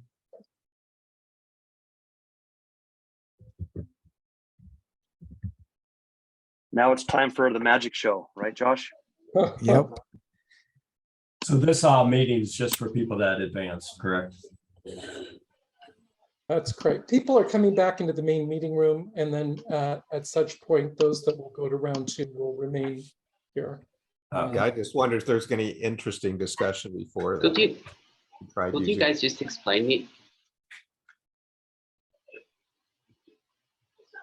All right, welcome back, everyone, to the main meeting room. Before we take any additional questions or comments or anything like that, I've posted the again the blog post of where everyone is going to enter their comment. If you haven't already, it looks like most of you have, but please just do that as soon as you can. I know one gentleman was having issues because he's in Russia, and Russia is blocking hive.blog, and so he has to use a VPN, and it's kind of slow. So if it's okay, just post it as soon as you can. And as Matt mentioned, we're going to do a little magic show, which is basically we need to figure out who's supposed to move on to the next round and get ready to re-randomize the groups here in about, let's say in less than 15 minutes, we'll be starting the next round. We started the other one a couple minutes late. So basically, once you've posted your comment, we're trying to improve this process, but then the best way to help is to just leave the meeting. And if you want, you can go hang out with other people in the Discord. And if you don't leave the meeting relatively soon, then we'll have to go through the process of manually removing you. We just prefer not to do that. It doesn't really feel good. And also, if we don't manually remove you, then you can rejoin after we finish the next round, the second round. So I'm going to grab the link to the Fractally Discord. If you want to go hang out, looks like Sabata is already over there. Again, this is if you're not moving on to round 2. Yeah. Anyone who wants to share any feedback you had of using the new UI, it was incredibly successful in our group. We reached consensus in record time. And so I'm curious about any other feedback there. Jason. It was incredibly not successful in our room. We had numerous bugs, a bunch of pop-up error messages. I'm going to send a bunch of them over to Mike. We had people whose cameras didn't work and they had to close their camera in Zoom or close Zoom entirely before their camera would work in the other thing. It was not ready for prime time as far as our group of 6. Same thing in my group. I'll just echo everything that Jason said. It didn't work well for us. We gave it several minutes before we had to pivot back to Zoom. Same with our group. Same with ours. So most groups failed. Wow. I guess I just got in the lucky group that had some real success with it. That is a shame. All right. Well, we will take the bug reports and and figure out, was everyone able to reach consensus in spite of the failures? Okay. Right. Yeah, I think a lot of the trouble is in the complexity of juggling both Zoom and the UI. Obviously, some of the bugs that were mentioned are issues we've got to look into that are not that. But yeah, juggling the two is difficult, especially if you're already on mobile in Zoom and you try to switch to the video POC interface on your mobile device. That could cause some real trouble. Yeah. Yeah, I think we designed for mobile, but mobile does not work well for two video streams at the same time. Or so that means if you're on a tablet or as well, that could also be a problem. So we should probably do some sampling to figure out what percentage of people are on mobile, and it might force us to only use this in situations where everyone's on a desktop or has access to a desktop. Or maybe if you have two computers, one for Zoom and one for the other interface, that might be a precondition before each group decides to utilize the tool. But that is, yeah, Felix. Yeah, so I was just curious on if anyone's kind of found like a good way to kind of moderate and host that first round, distinguishing between the top three, and then having to rank, and then also like, I don't know, to me, I think it took a lot of our time. And this last time, partly it was because I wasn't really sure how to do it. Last week, it worked well because we had 3 people that were willing to move on. And so that made it relatively easy. But then this week we had 5. So then I was like, oh crap, well, we got to go through everybody again. But then it was like, okay, then how should we go about first distinguishing the top 3? Do we just all put our order in right then and there, without ranking? And it just kind of starts to, I guess, get a little confusing, especially because we had like a newer participant too. So I know that was kind of throwing him off as well. So I'm just curious if anyone has like a good workflow that they've kind of discovered. One workflow that worked well for me in the past, did basically everyone entered their top 3. We did 1, 2, 3 reveal. And then assuming there was agreement there, we just went with the top 3 by that. And the order of the top 3 doesn't matter, as long as they're the same top 3. And I think that can handle most of the cases. And then you're usually left resolving 3 versus 4. And then you can start focusing on the bottom ones. Gregory? In our group, we did not apply the UI, rather that it got a little more vetted out and more understood. Video came out later than I think it allowed everyone to review. So we had a little more time. As far as the top contributions, the top 3 contributions, we employed Joshua's method of just asking people by a show of hands who wanted to proceed to round 2, and there were 3. One of the breakout members asked a good questions, and to the remaining 3 why they didn't want to proceed, and it seemed largely as a result of just time constraints with the 2 rounds. Thank you. All right, that's good feedback. James. Yeah, I was just going to say, we just talked it out. If somebody is brazen enough, which you can just propose the top 3 verbally, which is what we did, and then there was some back and forth, and then we ended up just verbally coming to consensus on who we all agreed for the top 3, and that went pretty quick, and we were short on time, so it was like a yeah. But it ended up working really well. What we did today is we just did a full ranking, and then we alphabetized the top 3 afterward, which conveniently enough happened to be the same order. So, it's possible to just do the full ranking if you have the time.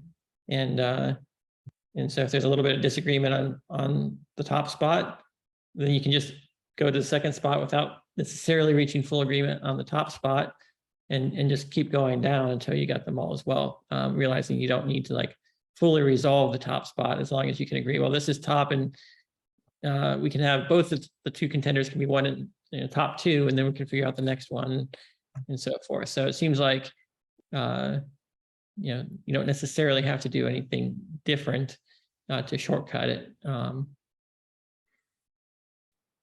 Brandon,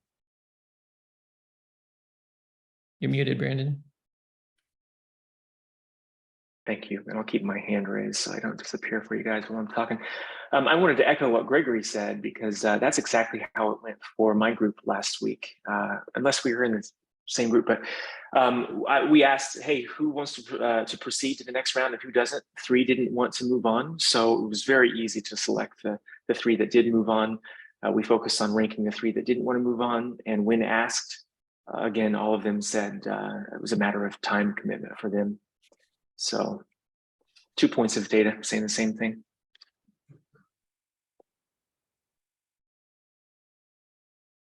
Thomas. Along the lines of what Brandon and Gregory experienced, we did the same process. We achieved consensus, I think, within about 3 to 5 minutes, and we were also able to test the app. And I think one of the interesting things that we got out of that was that we were able to use the app back and forth between Zoom for about half of us. Some had some blockers that had to do with one was Bitdefender and maybe some older browsers, but for the most part we had relatively good experience. Probably could have completed consensus in the app, but we had an amazing group who very fluidly went back and forth between the two, and we achieved consensus without much difficulty today. Any group have success with the app aside from my group? Not a single one. All right, shows how difficult it is to get a good video solution with mobile and works with 2 at the same time. Yeah, Mark. Yeah, and it also shows, how maybe it speaks to the value of being able to run this by a trusted group, because it's really valuable to get scratch across that introductory or pre-introductory level of use. Today was great because it was popping off in all kinds of ways that were unexpected. So I'd say a very successful day. Yep. One of the questions I have is for anyone who doesn't have the time to go on to the next level. Try to assess from your group whether or not those people made contributions that should probably be higher ranked, and that they're being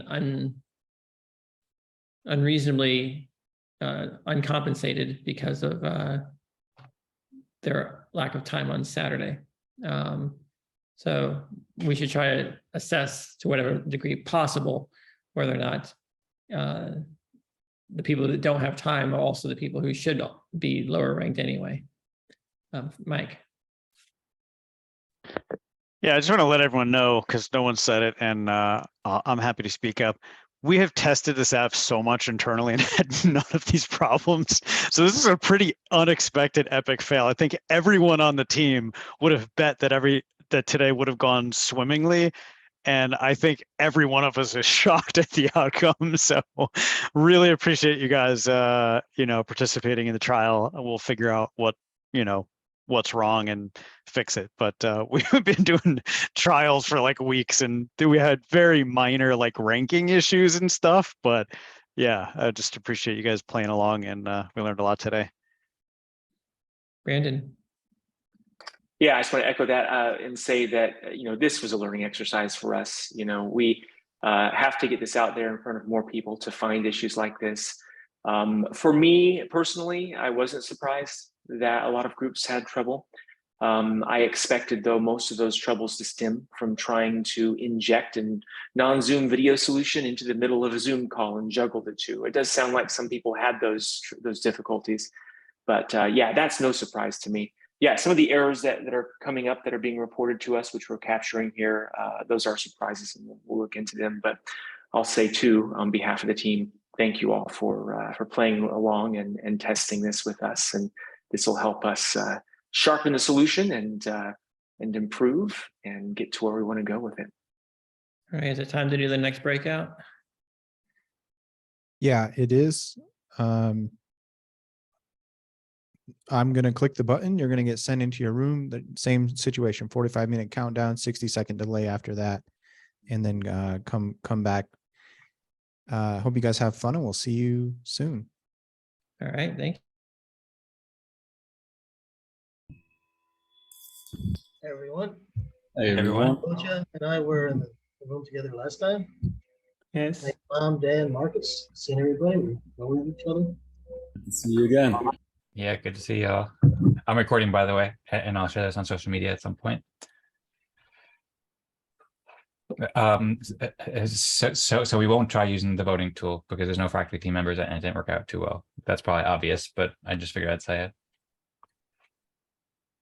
Yeah, we tried it also, and it worked out. Just Lenny couldn't come in, and then we did the traditional way.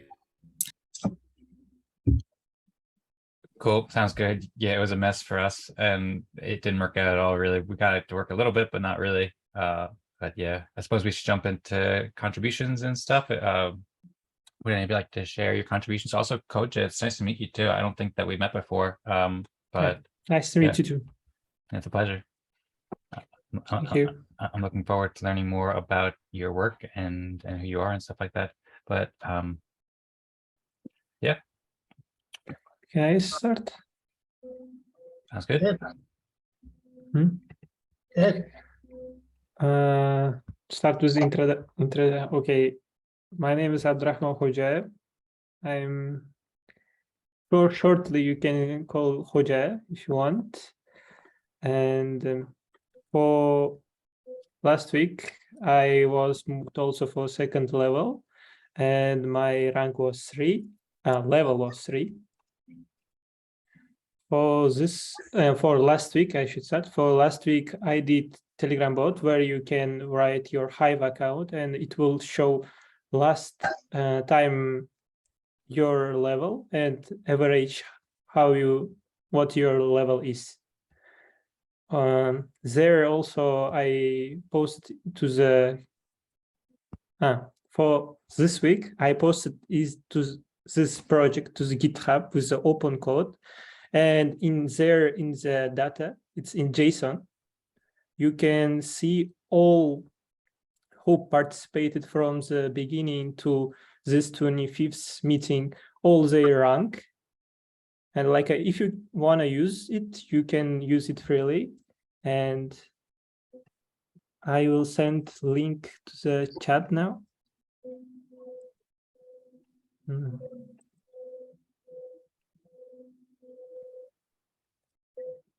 Okay, well, and this is linked to the GitHub.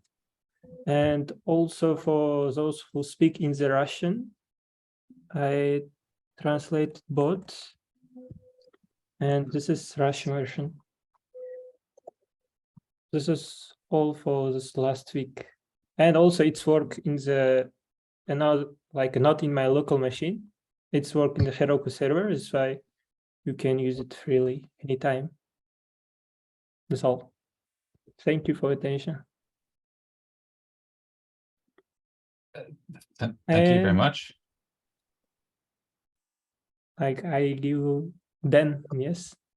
Okay, cool. Yeah, sounds great. I'm sorry I mispronounced your name before. It's pronounced Hojayev. Is that correct? No, you're from America, yes? Yes. Like your language, not how to say. You don't have letter H. Yes, I guess not. I guess it's kind of like an H, but I guess I don't know. No, yeah. So you for you, it's kind of all of it. It's mispronounced, Okay. Okay. Well, yeah, I'll try to remember that and pronounce it correctly in the future. Hojayev, if I'm pronouncing it correctly. Thank you. But but yeah, sounds good. And thanks for the great contribution, Still, I'm curious to learn more about like your future vision with that. And I just tried it and it looks really cool and helpful. So yeah, thank you very much for building that. Okay. I suppose I'll jump into a presentation now, and then maybe we can talk about that later. But yeah, I'm Dan Singjoy, by the way, and this is a presentation about what I'm doing to help Fractally and what I've been doing to help Fractal governance this week. So this week I've been working quite a bit on the EdenCreators.com website, which is basically aiming to help everyone cooperate fractally and make the best experience possible, empowering communities with Web3. This website I updated a couple weeks ago. It features the Genesis Fractal and the Eden Fractal and like events and videos and stuff like that. And then last week I put together a page for the Genesis Fractal that it's still in progress, but basically it just has an introduction to the Genesis Fractal. I made some art too to make it look cool. And then it just has like links to onboard and links to the white paper and stuff. I'm going to be adding more in the future here to help people educate. This week I did an interview, co-hosted an interview with Patrick on the Nova Crypto channel. It's coming out this upcoming week. And we interviewed Dwayne Felipe, who is he's the founder of Alien Worlds Fractal, and he's also a member of the EOS Translation Foundation team. And on the Genesis Fractal, I participate in the Alien Worlds Fractal pretty much every week, and I share presentations like this, and I help to promote fractal governance and Fractally in the Alien Worlds community, which is like the biggest blockchain game. I also put together a page on Eden Creators last week about Alien Worlds Fractal to explain more about what Alien Worlds Fractal is and so forth. That's still in development as well. I also did an interview with Tadas on the Patrick's YouTube channel. Tadas is doing great work with the albedo idea, figuring out how to like empower communities like EOS and other older blockchains with fractal governance. So I did a lot of research into this over the past week for the interview and learned a lot. It seems like it'd be super helpful. I also help support his pitch on Pomelo. And then I also did an interview with Patrick specifically about the Eden Fractal that will be coming out soon. And yeah, we talked a lot about Fractally and Eden Fractal and how we can help EOS in that way. And spread fractal governance. I also hosted the Eden Fractal meeting this week, and we had some very interesting conversations, and it went well. I put out the tweet for the Eden Fractal distribution for the EOS and the Eden this week from the Eden Fractal account, and I put together the art and stuff. I helped promote the Pomelo grant for the Eden Fractal that Felix put together, and I shared it in a bunch of places. And then I also got the Eden Creators grant approved on Pomelo, and then I raised about $150 or so to help empower EOS with fractal cooperation. It's all about, Fractally and stuff like that with EOS. And I help support the Eden Fractal grant. I also help, I promoted the Eden Creators grant on the Pomelo pitch sessions this week. And then this week I've been working quite a lot on a campaign to fund Eden developers, most specifically Eden Fractal developers. And so I'm writing out a case for the business case for the ENF to fund. I'm aiming to raise about 10,000 EOS worth of funding for a couple of developers who have done great work with the Eden Fractal. And then, I'm putting together information about like how Eden Fractal and Fractally can empower IBC and retroactive public goods funding and stuff. This is still pretty early in development, but just starting to put together all the work to just share that. And it's going to be referring to a lot of posts I've been making over the past few weeks. I made a post like last week or 2 weeks ago about Eden Fractal and what it is and what's accomplished and how you can learn more and so forth. And then I made a bunch of sub posts about how it creates public goods for the EOS community and how it uses the Fractally process for EOS, and how it creates helpful content and videos and networking opportunities and open source software and stuff like that. I also put together a page for tooling to show like the GitHubs and the websites and descriptions of what is working with Eden Fractal tooling and the developers and how it helps. I also spoke last week with Yves LaRose on the fireside chat about this and made some timestamps. I included the Fractally UI demo as well and a UI portal that Vlad made to help do it. I also put together some documentation for people to use the Eden Fractal smart contracts on EOS, which are open source. And I participated in the chief delegate meeting and I shared a presentation like this as I launched the campaign to fund Eden developers. And I co-hosted an interview with Matthias, who's the founder of Zeos.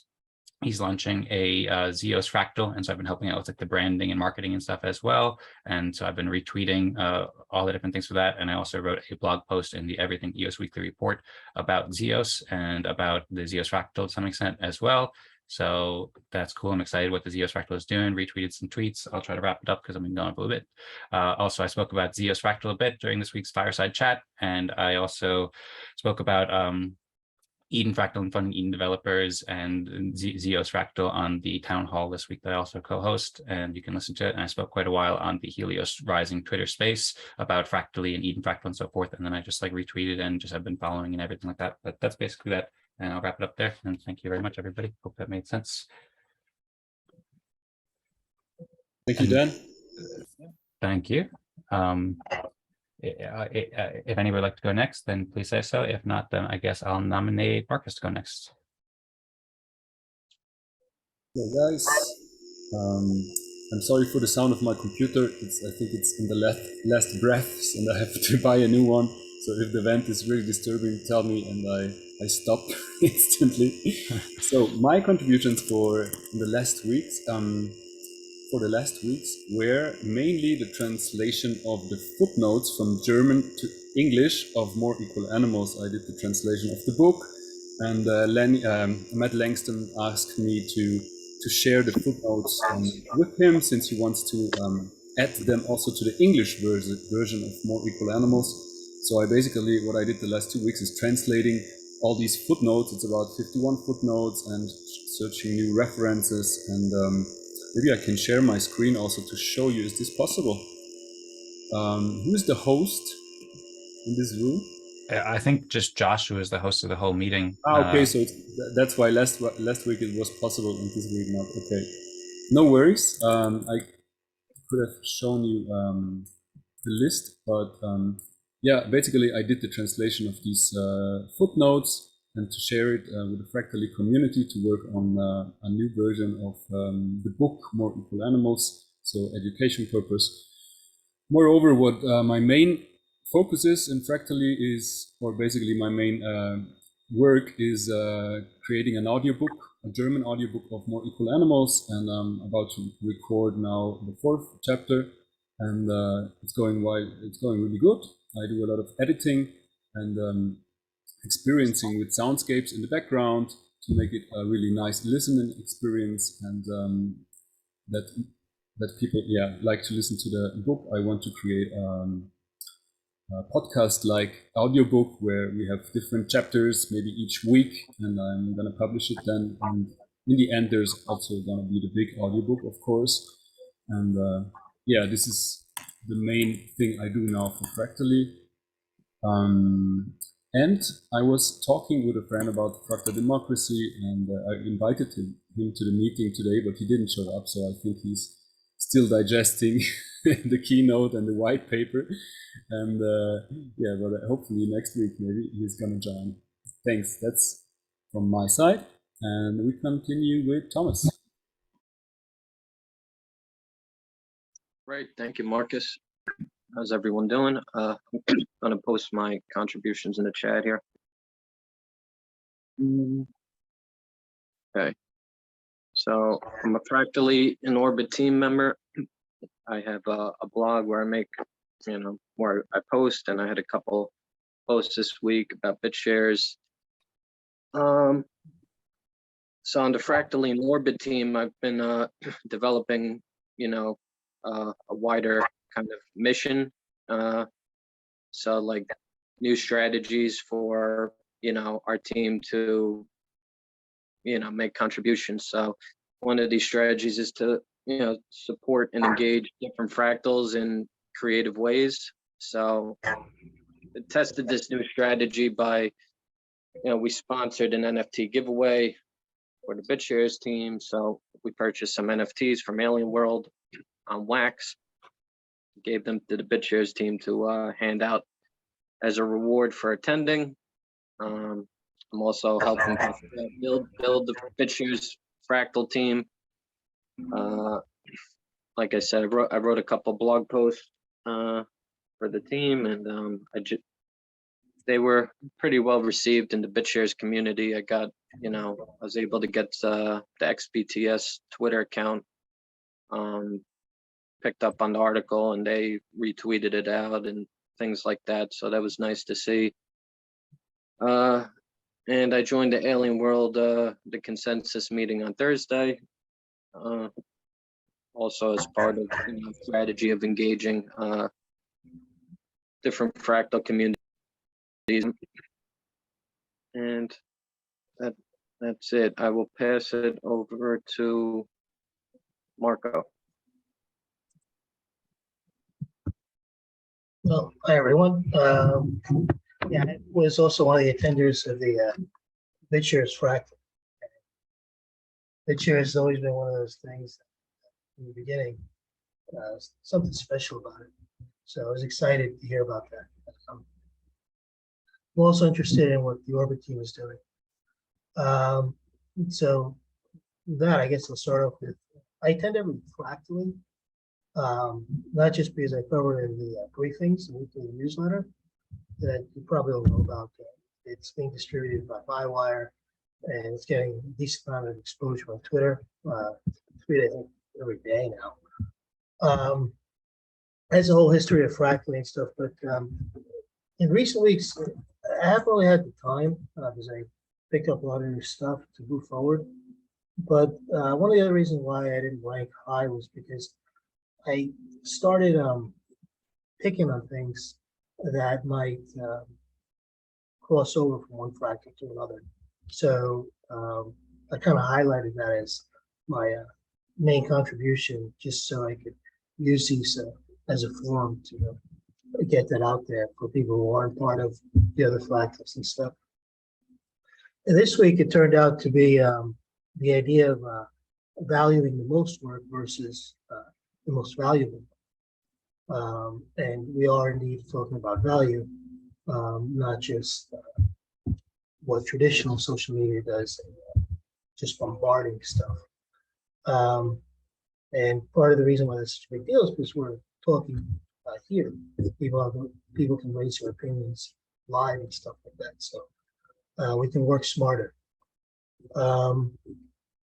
The other thing is the idea of viruses crossing over fractals, which I've been bringing up over the weeks. Hope everybody can hear me well, right? In new technology, technology is going to get attacked, but it's most susceptible when it's new. Especially when groups start to come in rather than individuals, initiatives start to take over or dominate. And that was one of the big reasons why I thought having the option to vote, not vote for oneself, was important to get out there. And I'd always stated I would be the one who would uphold voting for yourself. The option is a big deal in case the culture starts to dominate and not hear other people. So I still put that out there as my main contribution in kind of connecting what's going on from one fractal to the other. I'm also part of the EOS Translation Foundation. I was working with Telegram Me, they're working with ESPs. Pomelo Pitch, I contribute to Pomelo projects, especially those with Fractally. But anyway, I'm going to pass it. I think everybody's got it, right? So, yeah. Thank you, Marco. Yeah, thank you very much, Marco. And thank you very much, everybody. I think we have like over 25 minutes to reach consensus. So everybody presented fairly quickly. We have 5 people. Does anybody have any questions they'd like to ask each other before we get into the consensus finding? From my point of view, it's really difficult to rank people, because here we should find a contribution for the Genesis fractal, basically. This is the aim of this meeting. But there's so many different things everybody of us does, and it's also good and part of the whole community. Like, for example, the EOSBs, the EOS support I'm working for, the Eden fractal Dan talked about, work there. So I'm not really sure. Marco, do you have any? Yeah, well, what see, I don't know how familiar Thomas is with the Genesis fractal from the beginning, but if you were to value the highest point of something, and Dan Larimer brings this up, a project should work in concept before the technology. So that's a big deal. So the idea is that we're passed along in BitShares Fractally of exchanging fractal tokens, because BitShare is already exchanged. So the Genesis fractal has a token, the other fractals have a token.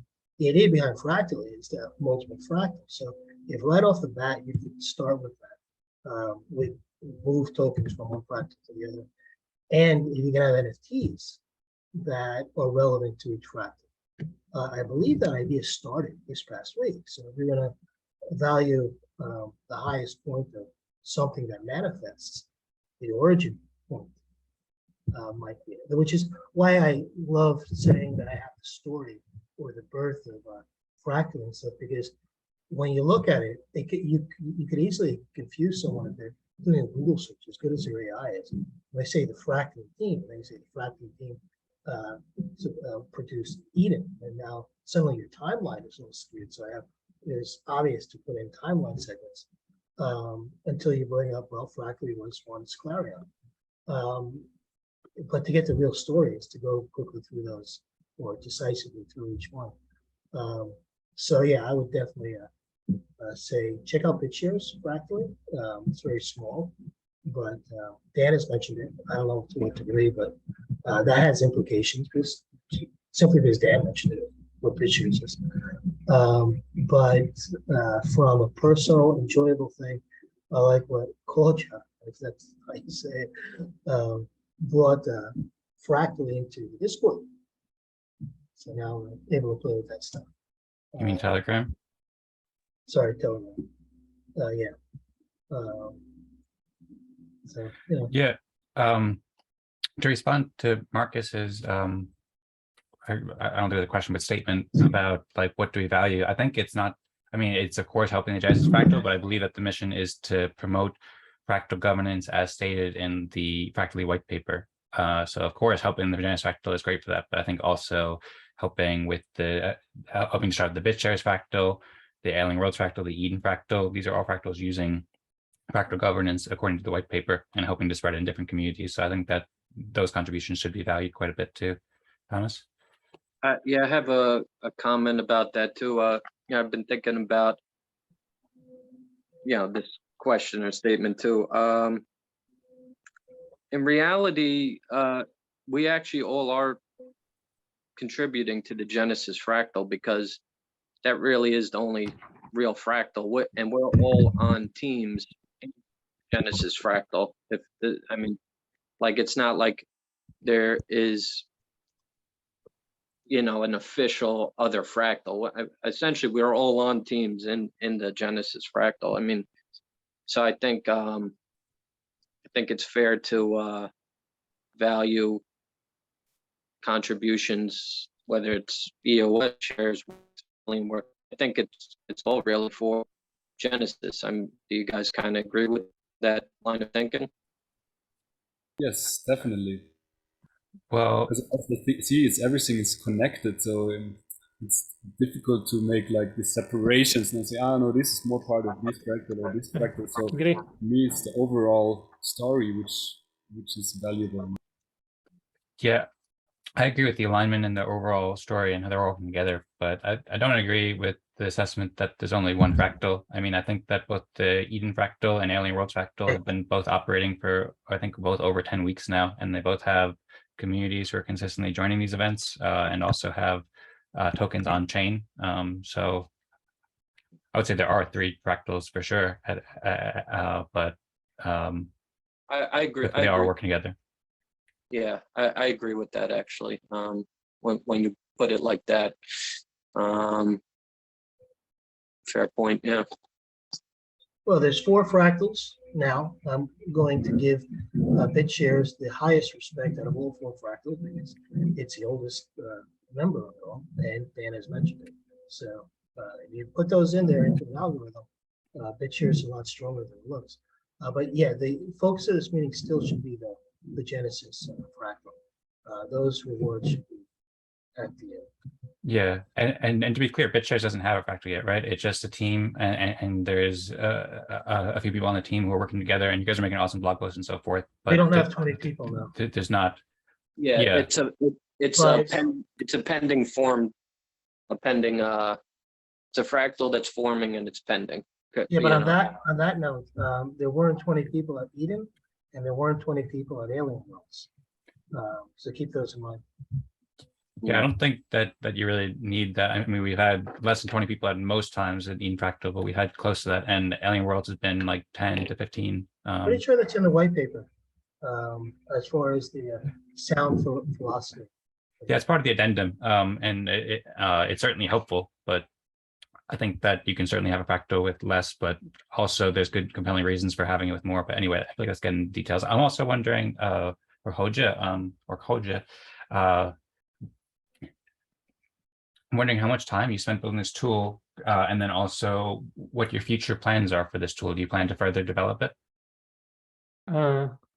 How in the like you know, I can promise a lot of stuff, and I can prove it because of last week when I told I will improve and it will be work in the not in my local machine but in the server, and it will be much more better like I did.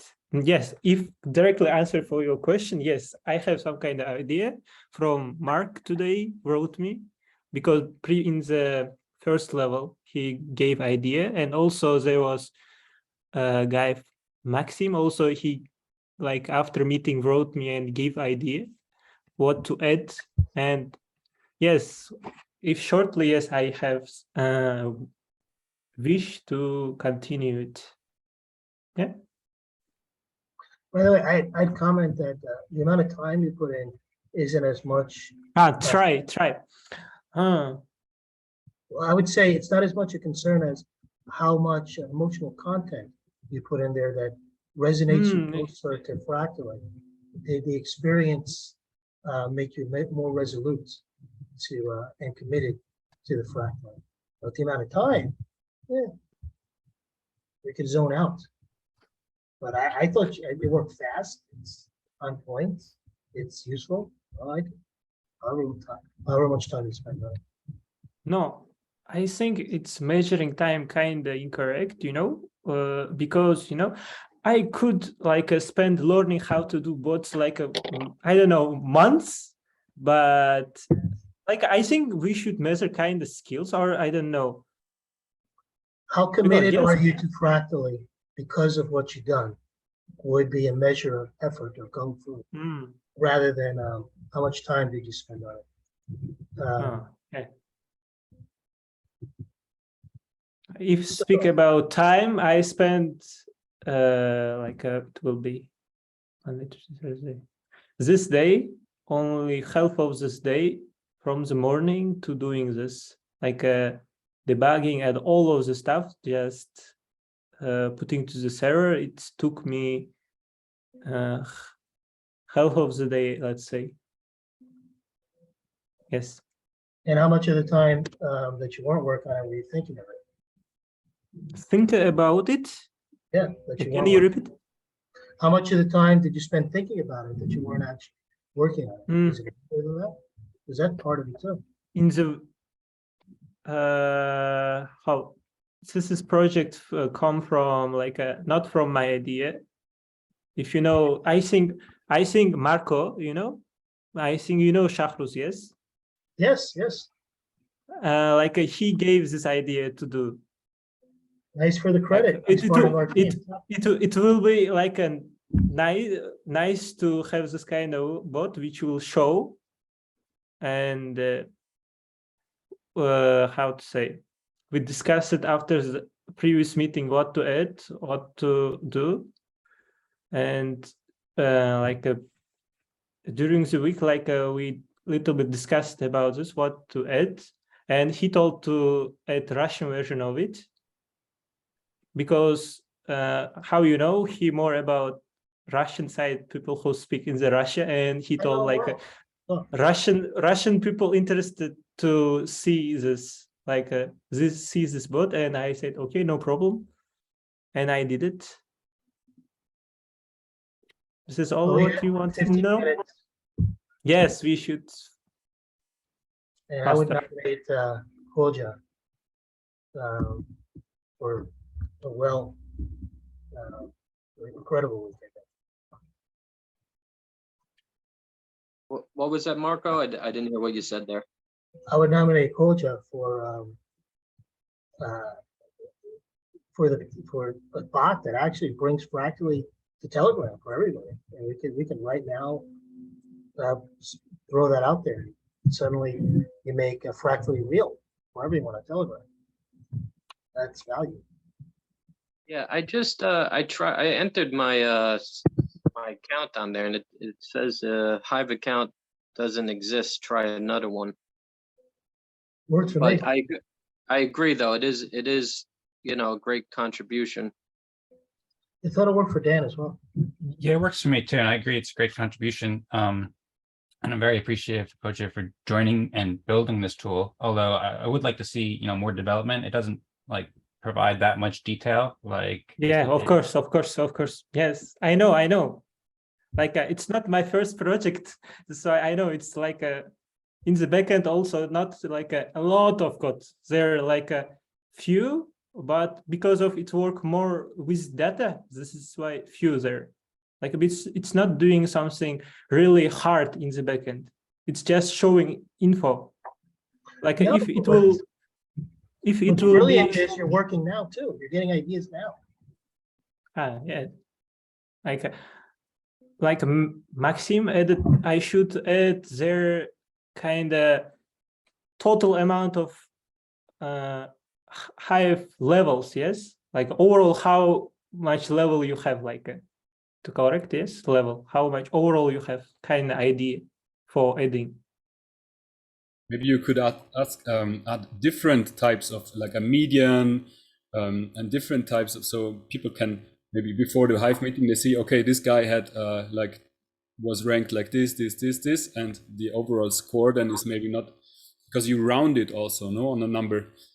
Average, it's count last six meeting, and because of, you know, we changed it.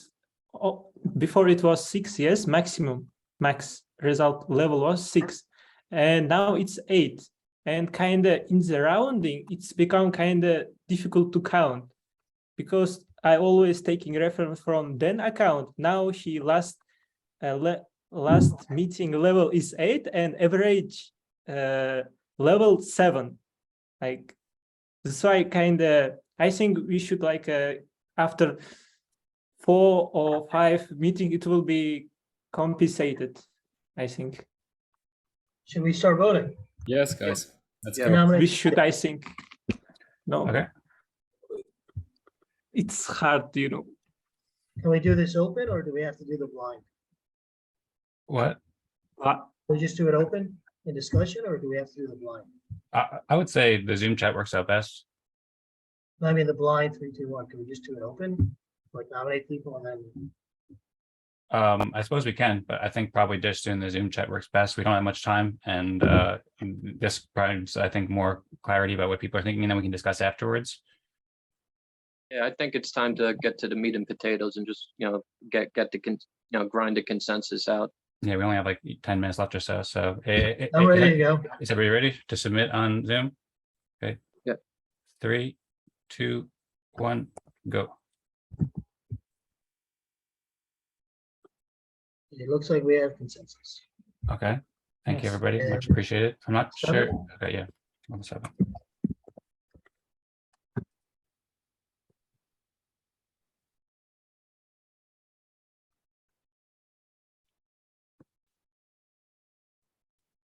One, 2, 3, go.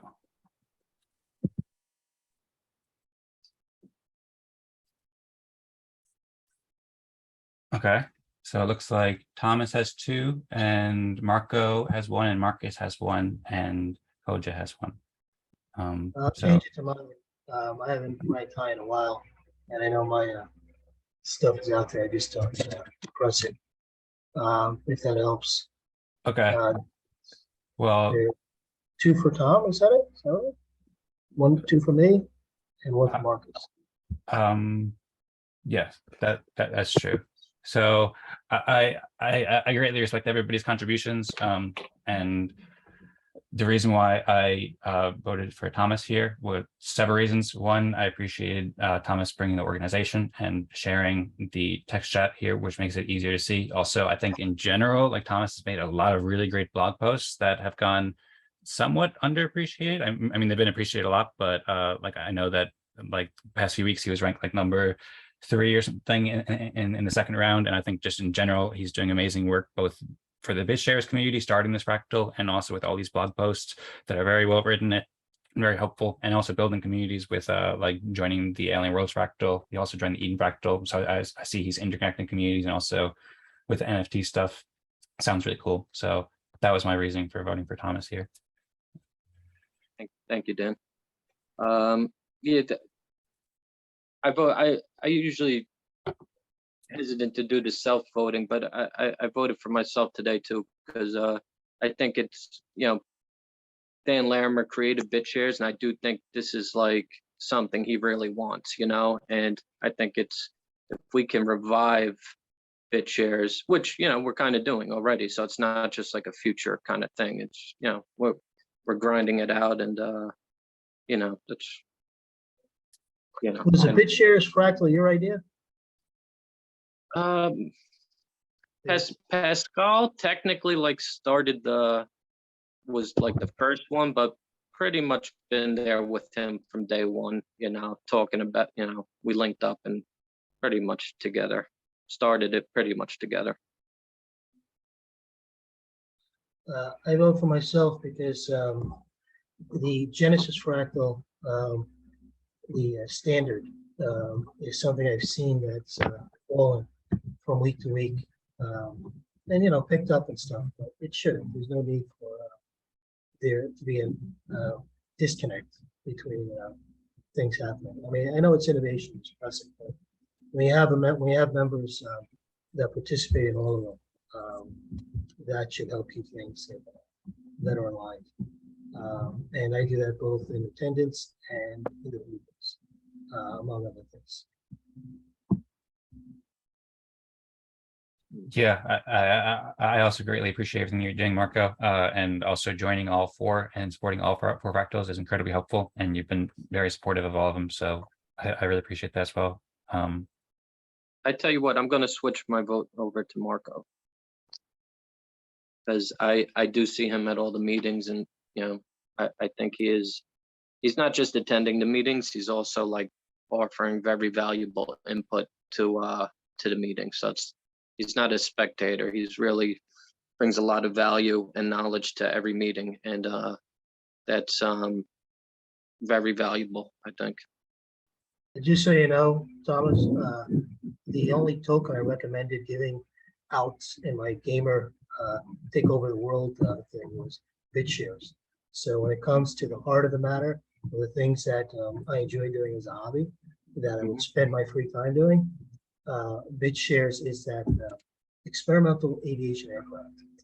So I'm there at the end, and briefings is something I value more for the community, because more people pay attention to it than the way I would approach something that I have free time. So just so you know, I'm there regardless of BitShares until Dan says no more BitShares, or even then I still look at it. There's just so much there for such an early tech, and Cool. that's still and nice UI.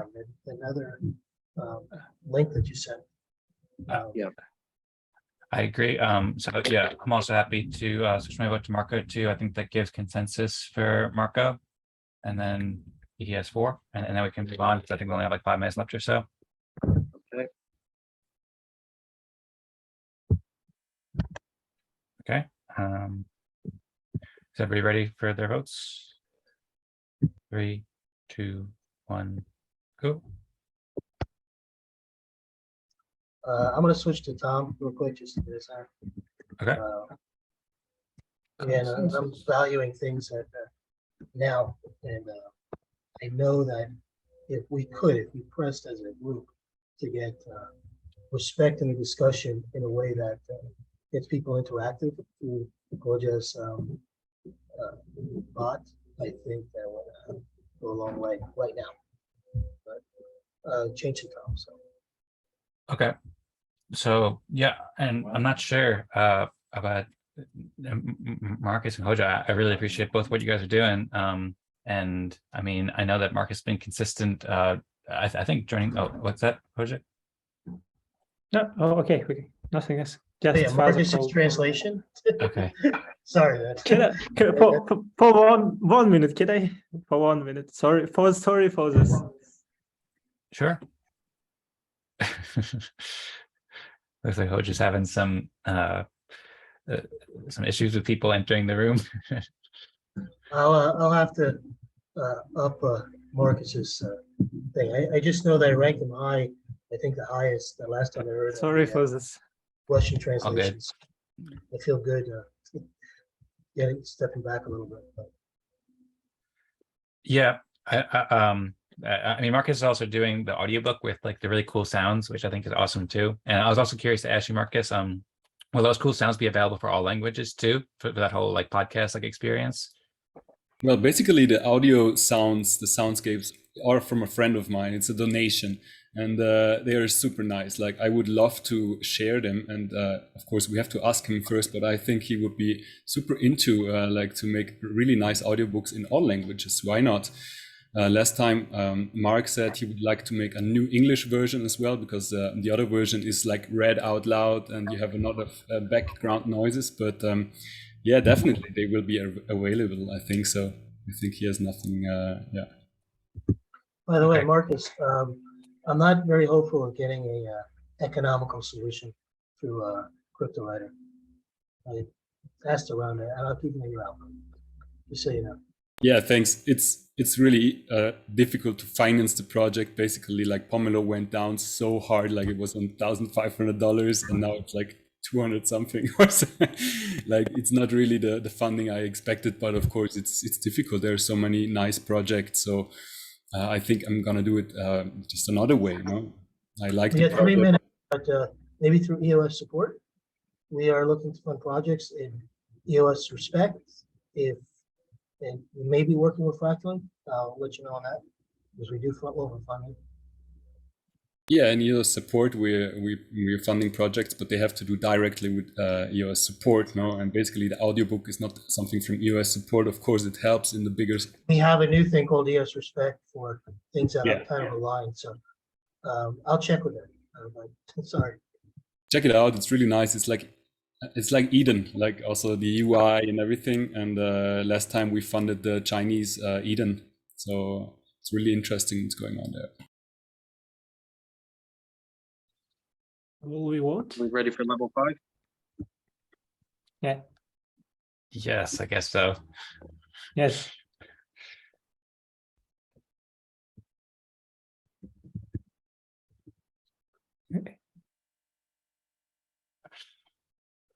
Are you ready, Thomas? Yep. Okay. Oh, yeah. Okay, cool. 3, 2, 1, go. I can change real quick, Consensus. Marcus. Here we have consensus. Yeah. Fully. Okay. Sorry, I Yeah, delayed there. I really didn't know what to pick, and I kind of cheated a little bit. Sorry with that. No, that's fine. I like the later rounds having open discussions. I'm Okay. I'm on the mobile. Can someone get the name situated? It's just a little difficult on my phone here. We got 2 minutes for that. Yep. I'll work on it. Thanks, Tim. Thanks. You're welcome. Thanks.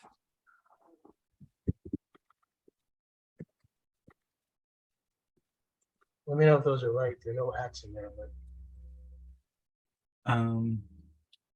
It looks right to me so far. That was quick, Marco. I had cheated. I started a little 6. Okay, yeah. Yeah. Everybody check yours? Yep, it's all I good. checked mine. Yeah. Mine's What well. do we do in round 2? Do we just post it to the same high post? Yeah, exactly. Yeah. We don't put round 2 or anything in there? No, I don't think so. I think that they just take it from the time that it's posted, and it's posted, an hour later, so they can tell from there. Yes. Well, it was great meeting everybody. This was a fun meeting, and thanks everybody so much for all the awesome contributions. Yeah, I just wanted more fun. Thank you for yours. Yep. The developer doesn't get gets the last place. Well, it's not less, first off, so it still is level 4. And I don't know if less is the best way to put it in general, but I then was just, that's also, yeah, but it's also one of the reasons why I was thinking of ranking Goja at level 5. I just really didn't know, because I think that building this tool is really helpful. I don't know if the tool is like super useful right now, because like I don't know how you use it other than to check it out just like briefly, but you can get much more going to data create for like looking at the if you're full going to spreadsheet. create like you know, you kind of giving me motivation to improve this bot. Okay, cool. I look No, at it like of course, Skywriter over. of over course. Oh. See the main one. Up, see there. Another thing that might be cool too. I don't know if it's going to end in 60 seconds, but maybe like one thing you do that might make it a lot more useful, and I might use it a lot more then, is like if you just also in addition provide a link to the spreadsheet that they post every week from Gregory and Joshua in there, because then you could quickly check your ranks or quickly check your level, but then you can also check out like the full spreadsheet with the link too. I don't know, just an idea, but something that that might help. expands upon. You mean give link to the sheet? You mean? Yeah, Just something that keeps it concise and then but allows people who are interested to move forward. A link works or any other thing that just expands it. Yeah. Right. I was suggesting link because that's super simple to do. But then if you could add more data in some way, like pick out, parse out some of the best data and then share it, then that would be helpful too. Although I assume that adds more work, but just a link would be super simple and might help add value as well. Okay. Okay, nice meeting you guys. See you next week. Yeah, see you. Okay. Great meeting. Look better now, right?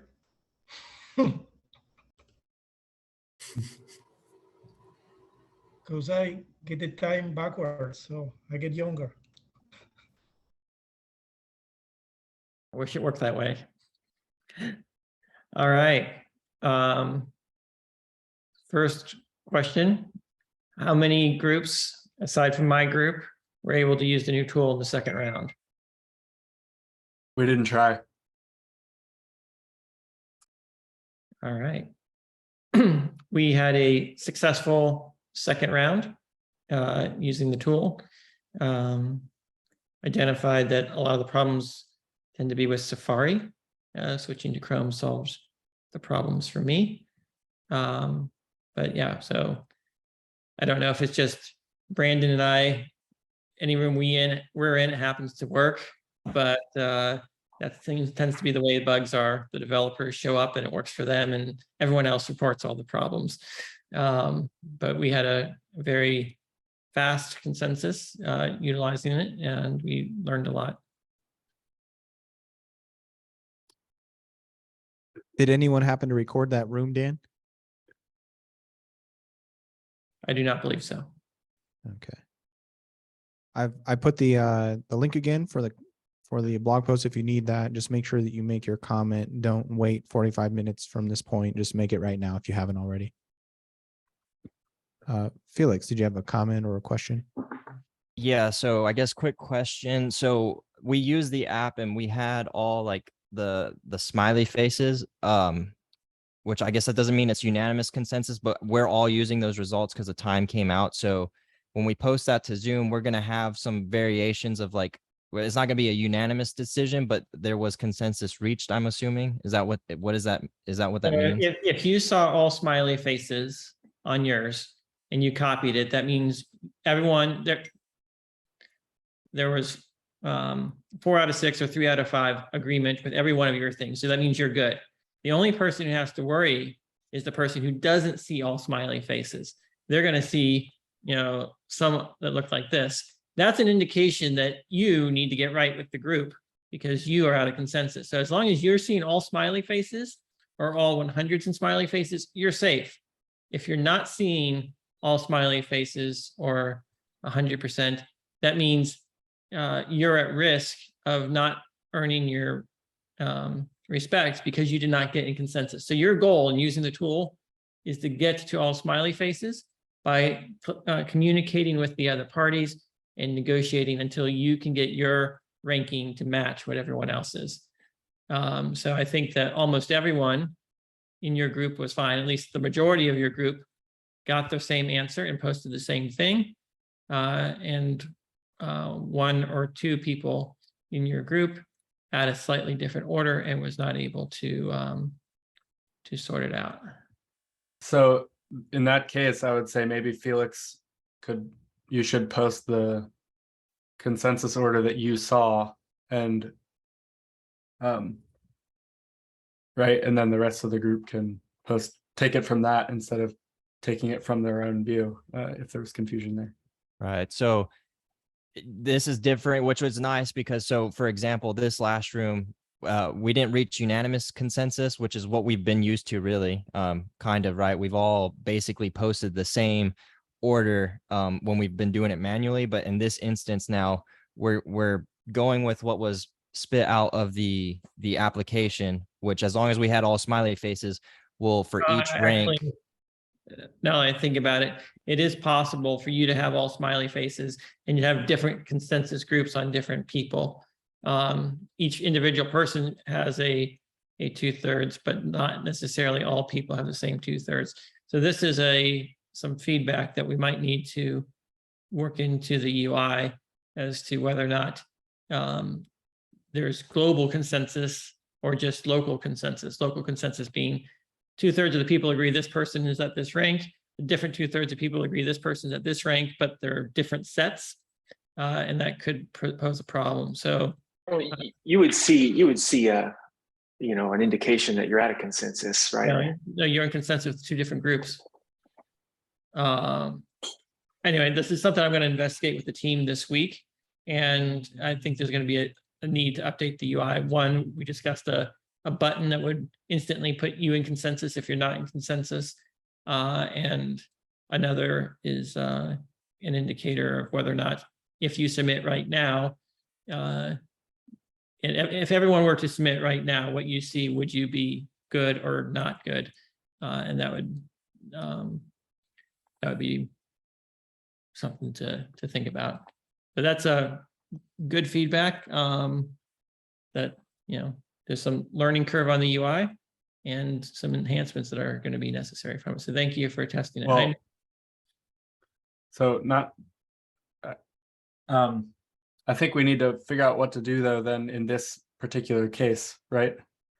If there was confusion using the tool, I'm just going to throw this out there, but I would propose that group should take another 5 minutes because of the failure to understand how the tool was working and what results it was spitting out. I would personally think that is justification for adding another 5 minutes to that group. I don't know what you think of that, Dan, or what others think. We discussed an extra 5 minutes on the call anyway to use the tool. Since you were using the tool, you can just go back to the link in the tool and you'll be right back in your room with everyone else if you need to do that, or you can just message each other on Zoom chat. Gregory. Thank you. One of the members on our team, I think it was Maxim, suggested it would be nice that, post this meeting, that we would get the opportunity for those that want to break out into groups and just try the tool without the pressure of having to come to consensus, just to get a feel for it, or have some way, that it's available for groups to get together. I mean, now that we're here together, it might make sense to do so, just so that becomes a growing familiarity with it. But anyway. Yeah, we can make the link available for people to beta test. We'll post instructions on that shortly. All right. Thank you. Yeah, I wanted to report that we used the app, and it was much tougher to reach consensus than in the old-fashioned way. And also the self-ranking issue got much noticed. The first ranking we did, at least we have 4 people or 3 people out of 5 ranking themselves higher, and none of them wanted to give up. So until the very last minute, we didn't have consensus on the very first spot. And the rest of the process was really hasty because of that. And on top of the self-ranking from individuals, we also have an emergent effect of self-ranking from teams, in which if you are not on top of, then you rank your teammates on top. And on top of that, I'd like to point out that, well, I really appreciate very much the Fractally team, and especially you, Dan. That said, I've noticed a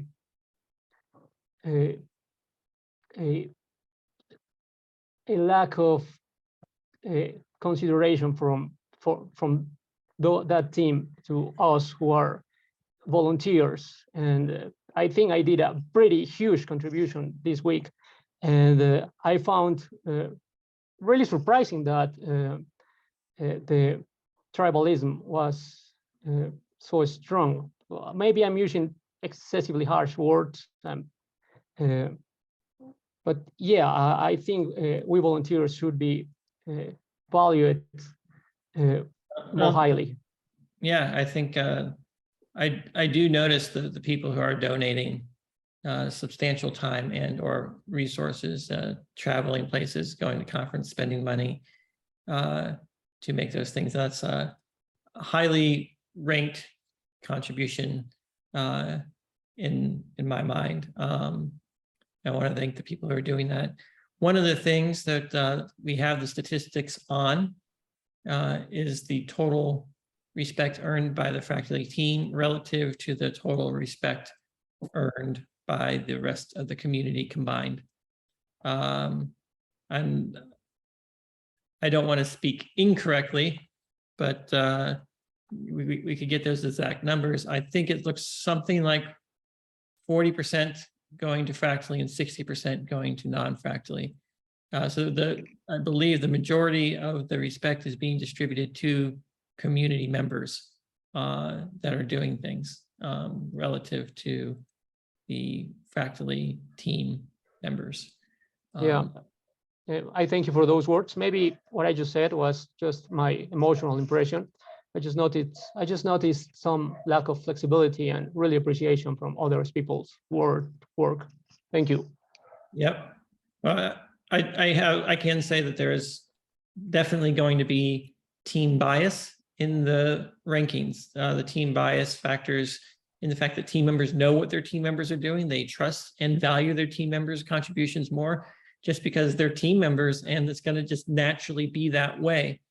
The way that I believe that gets leveled out over time is you're grouped with different teams and different people every week. And so team members can't always do that. And I think the other thing that's amplifying that is the ratio of group size of 6 relative to community size of 40 to 50 means that teams are more likely to have multiple members in the same group.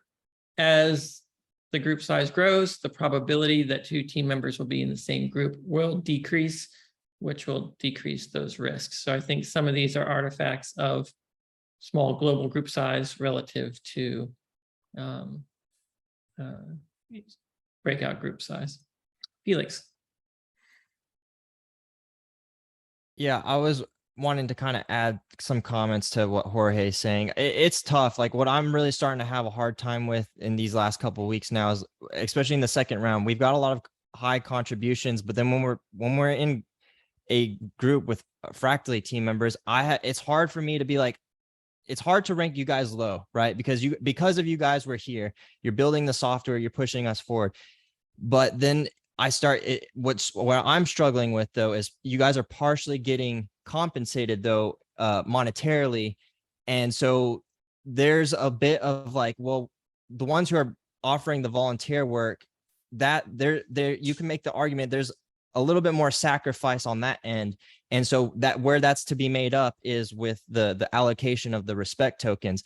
And so I try to look at the total distribution, and I mean, I think you said, maybe if I'm wrong, but you said 40% is Fractally, 60% is I guess the community. So I don't know what's a fair number. I don't even want to guess at that right now, but that's also, I think it's hard for me to come up with like what's the correct valuation, because the way I look at it is like, okay, well, I'm if I could be full time doing this and getting paid to do it, like I would be committing all my 60 plus hours straight to Fractally.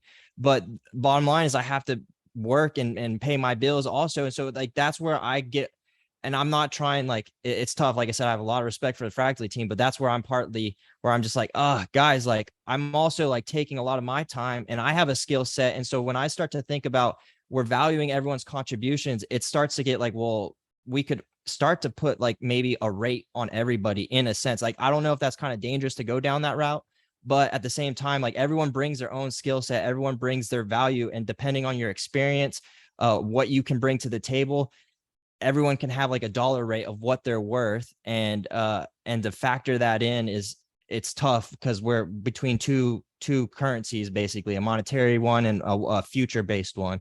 And so, yeah, that's just kind of where my thoughts are at right now. Yeah. An easy way to kind of look at this is say Fractally team composes, say 10 people, right? It's not just the people that are showing up here. There's our Fractally team members that are contributing, but not in the meetings. And so, but they have, stake in the company. So if you take those 10 people that are working compared to 40, just assuming everyone is equal in terms of their value and time and everyone's working full time, like the Fractally team, I would say the Fractally team would get 25%, assuming all level of effort is equal, all value of end product is equal. That puts it at 25%. If you assume that the other, everything else is equal except the amount of time, right? And it's not fair to assume everything about time and to just go by time. Then the community's working part-time because they got a full-time job. And then it kind of balances out. So looking at that, I think that, I think it's relatively balanced, if not generous, on the community side. But I understand the feeling is there. Go ahead, James.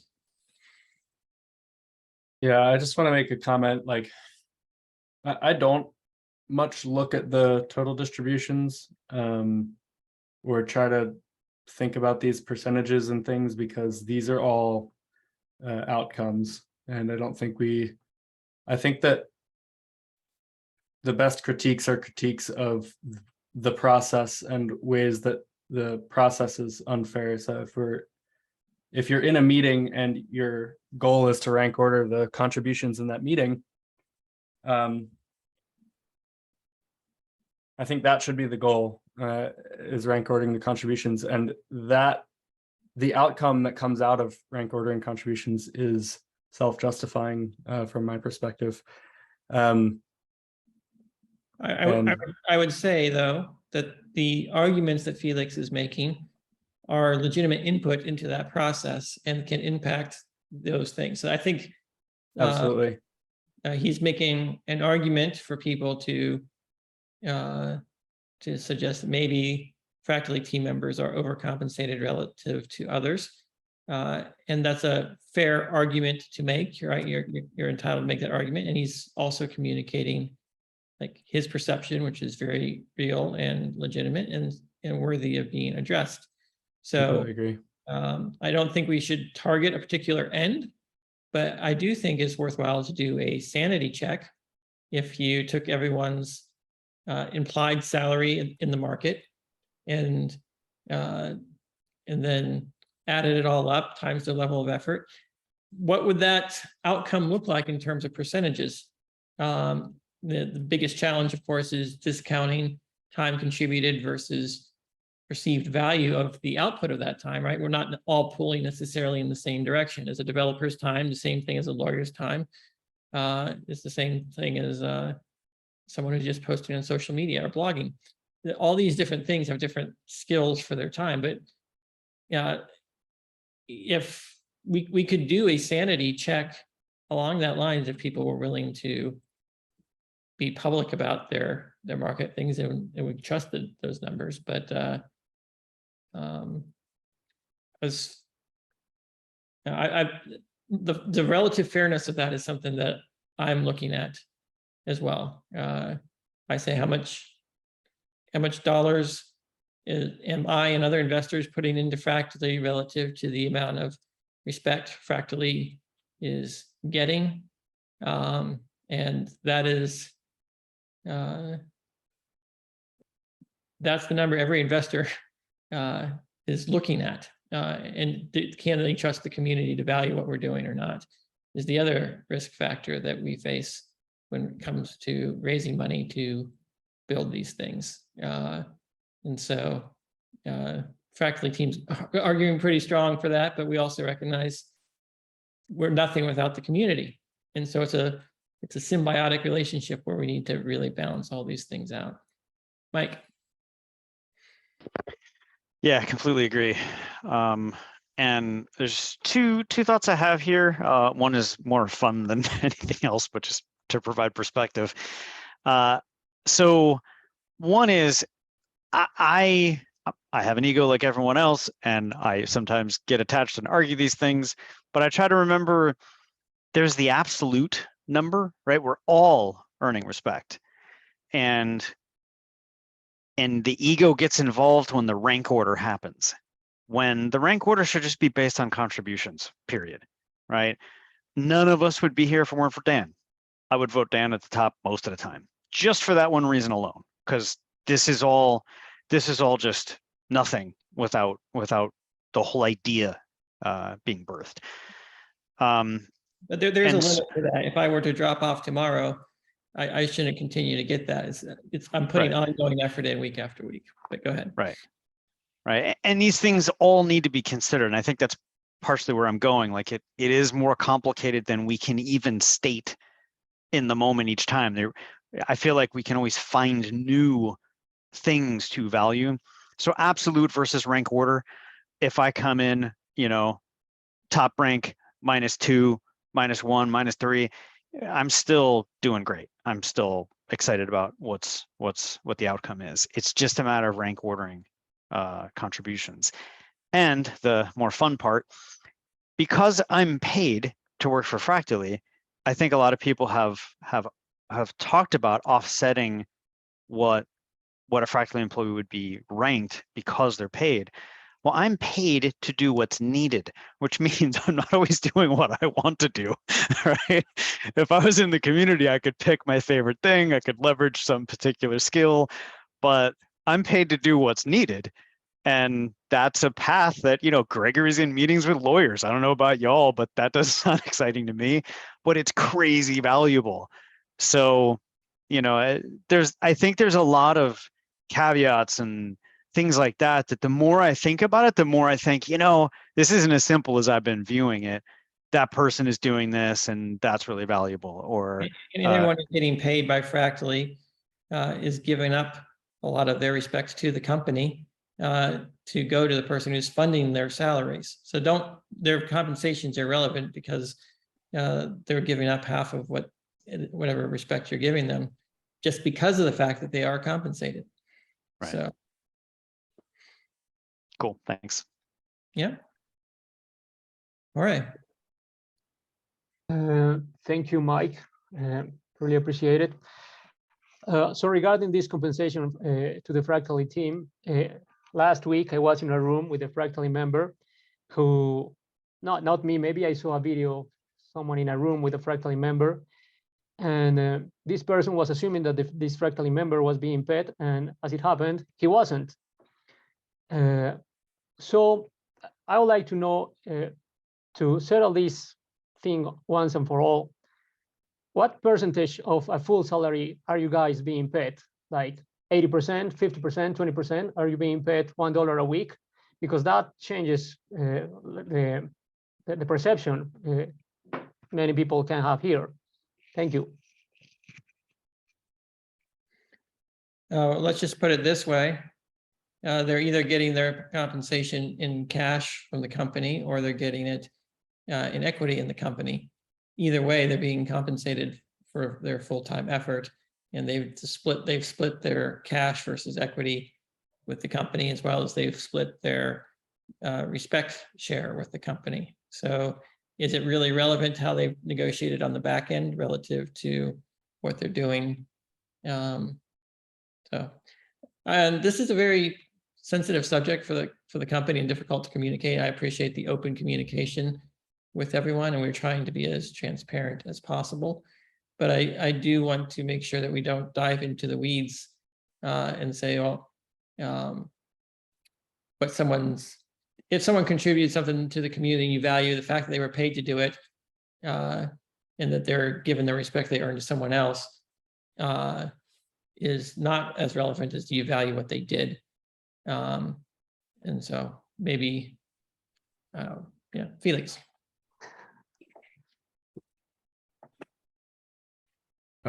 Okay, yeah. Thank you. Well, thank you for being able to have this conversation. That just speaks a lot, right? This is how things are supposed to be, open and transparent.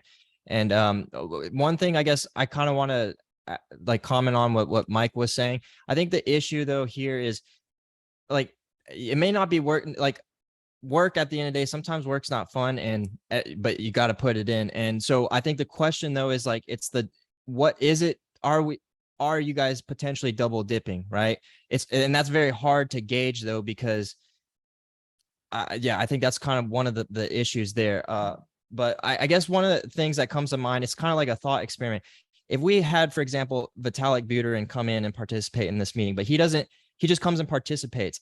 Wouldn't it be wise for us to give him a lot of respect for just coming and taking his time, because his time is valuable, and what he could potentially bring to this, to this fractal could be huge. And so those are things though too, that though we are measuring weekly contributions, we're also, in a way, I think what we should be doing as a community is also measuring and trying to value the quality and the worth of an individual. Now they've got to also bring their weight though to at a certain extent, but I think it's also making sure that we're keeping everyone feeling like where they're at. And I think by going, like, I know, like looking at the overall distribution allocation of tokens, it's for past work and stuff, and that's a very hard way to just kind of at a high level just be like, oh, like that is too high. Like there's a lot of work that went behind someone's percentage of the allocation.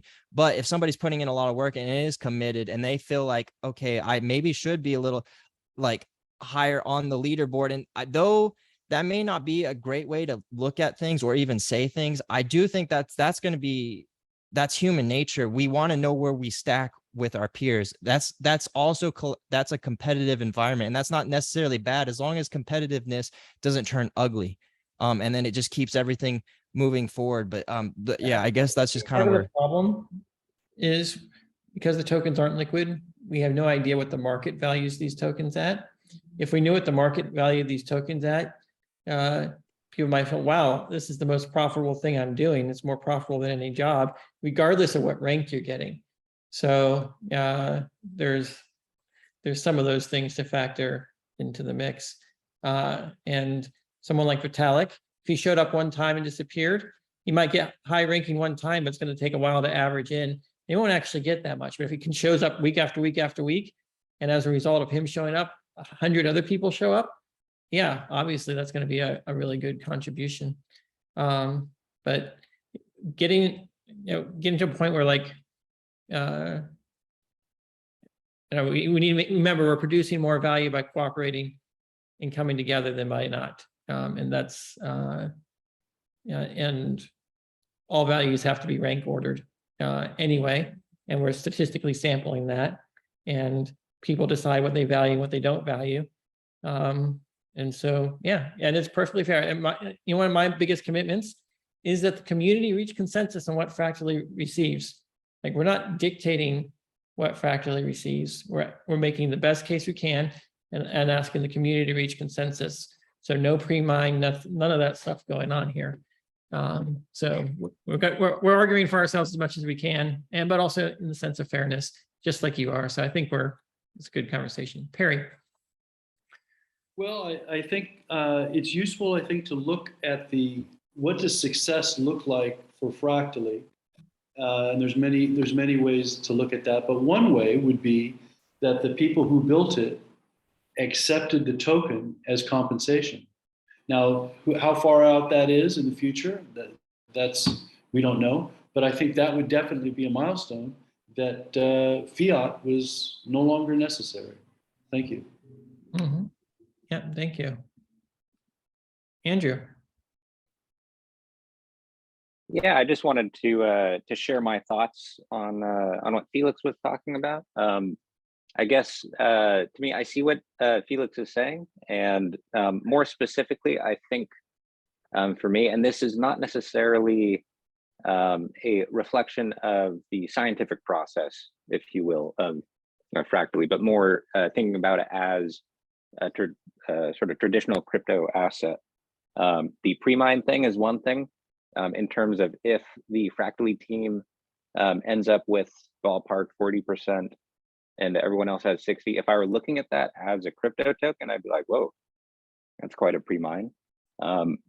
So that's just something to think about. I don't think, I think accuracy wise, it is pretty close probably, but that's just a consideration. And the other thing is there is an assumption, at least for me, that if I'm in a meeting with somebody who's on the Fractally team, I'm just going to end up probably, you know, everyone on the Fractally team will probably be higher than me. And again, that's not like, that's probably honestly the way it is, but just that there is a default assumption potentially that Fractally team should almost automatically be rewarded the sort of top slots. And again, I don't think that that's inaccurate, but it's just something that's kind of, let's say, mildly demoralizing for, and you know, it's such a fun process that it's not that big of a deal. But it's sort of just what I was thinking of when Felix was talking about that. Just thought I'd share. Thank you for sharing.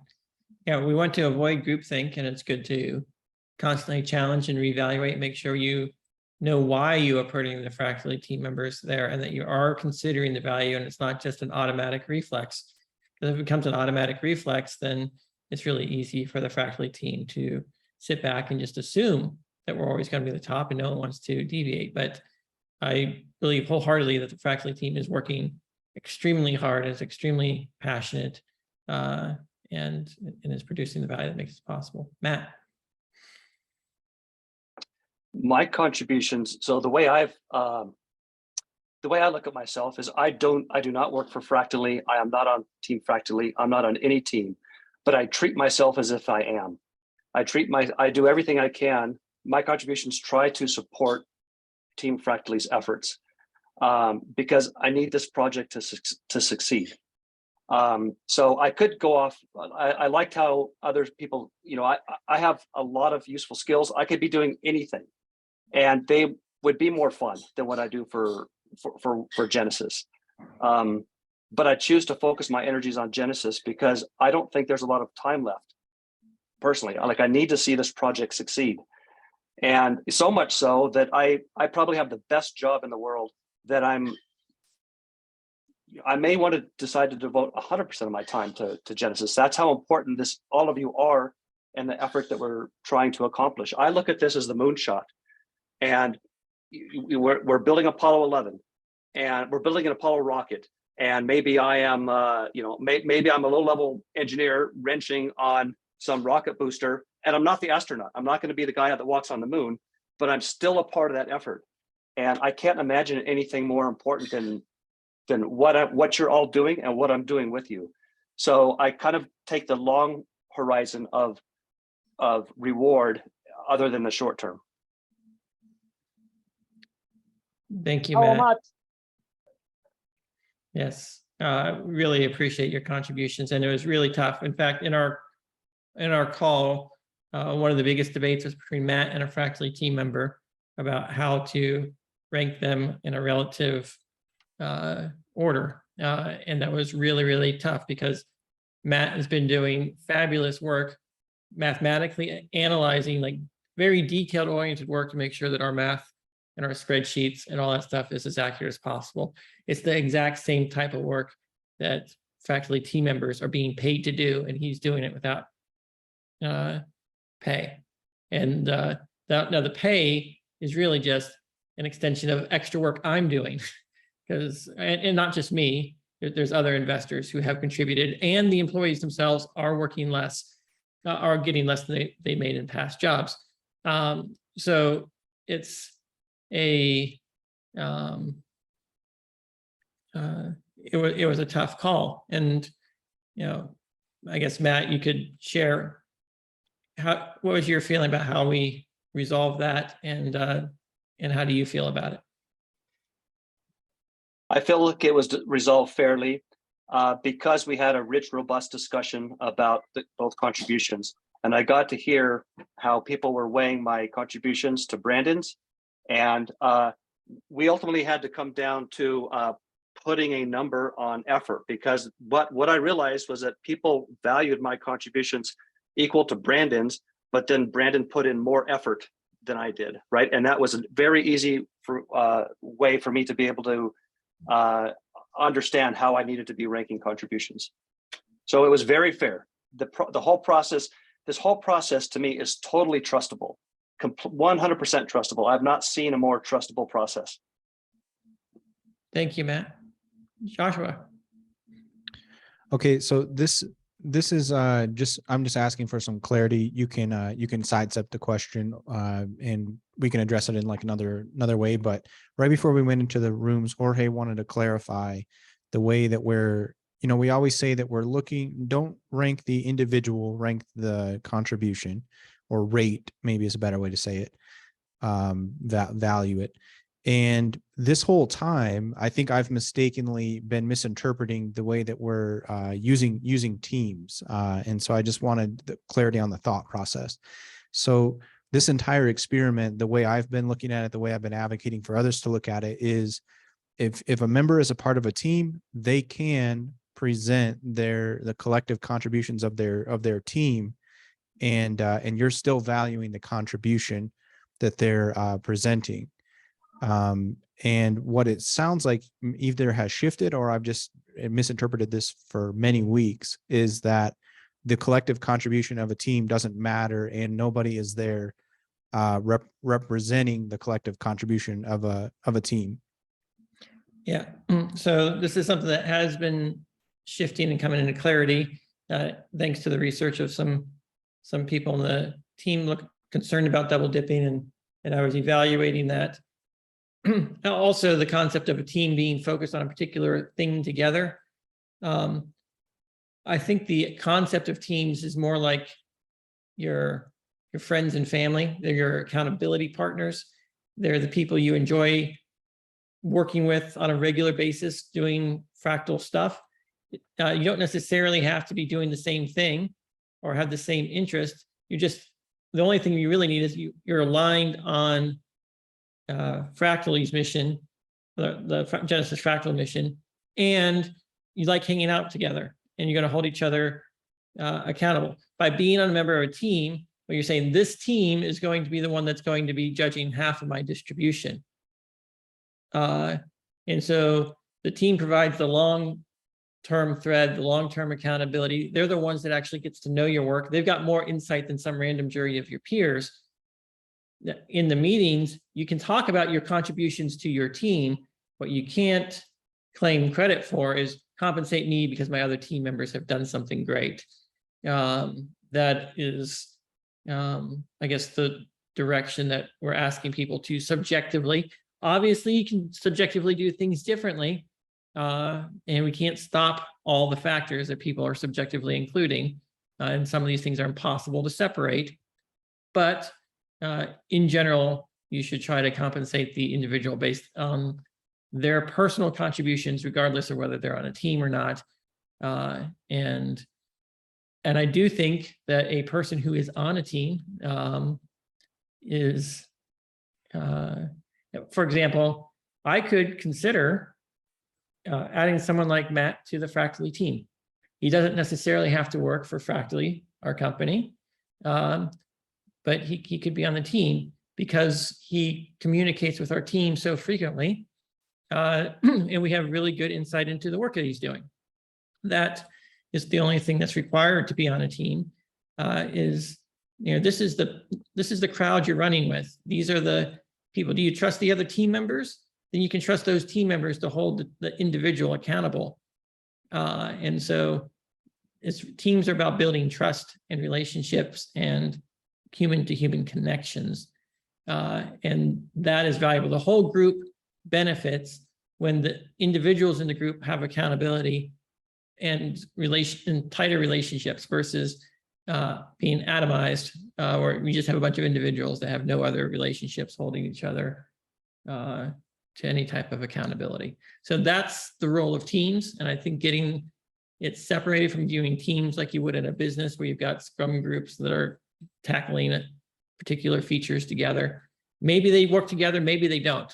Maybe they don't do anything together for Fractally other than the fact that they share with what they share their work together with each other, and they decide how they're going to divide it up internally. That's all the team is. It's the intermediary group that has to reach consensus on distributing part of each person's income. So sorry for the long-winded answer. Dan. I think James is going to piggyback real quick. Oh, okay. Okay, cool.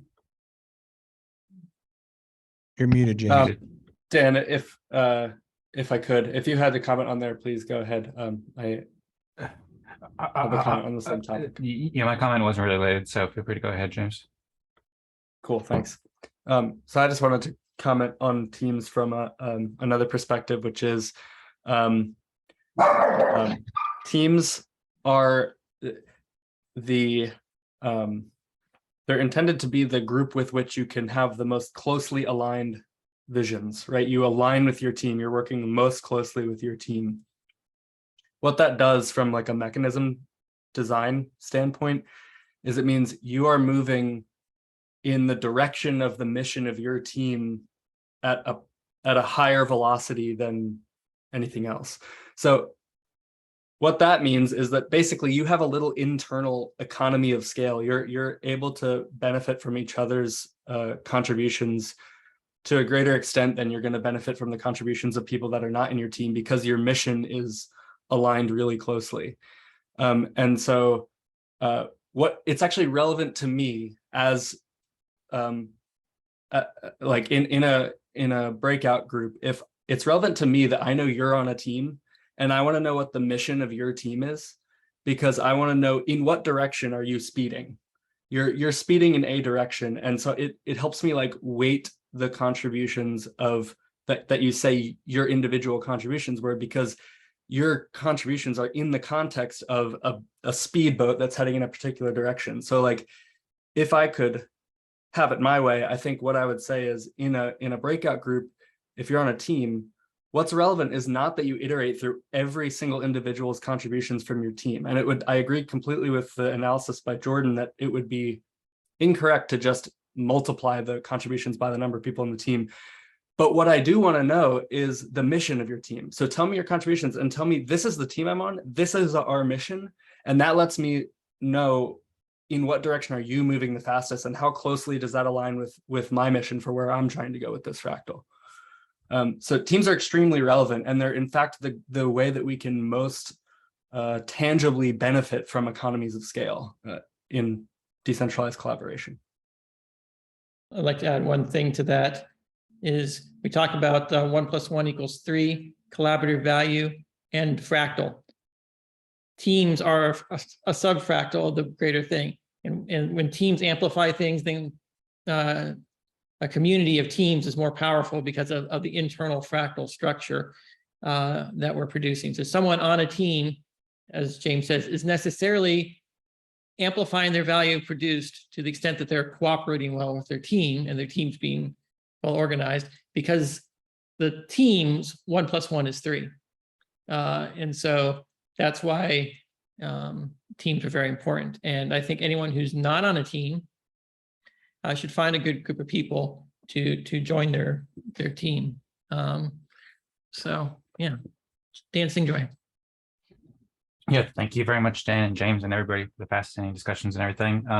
I have a question. I don't know, it might be a dumb question, but I'm kind of confused. I've been looking at the tally that Gregory published this week and last week, and I'm a bit confused about like what the overall total allocation is of tokens, because it says 13 million, then it says 20 million, then 14 million, then it says 5 million. As far as I understood from the addendum, the idea was that there'd be 1 million tokens per week that decays over time. So I would have thought that there'd be like 25 million tokens approximately, because we've done 24 or 5 meetings. But I don't know if there's a place that I can read more about this that I just haven't absorbed properly.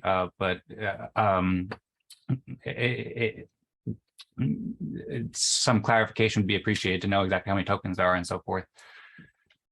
The exact token supply is defined by the curve, which you should be able to do. Anything that's other than that number on the curve means that we haven't properly normalized the weekly distribution. And Matt's contributed substantially to double checking our math there. But to know what the supply is at any time, you can look at that one graph that we published.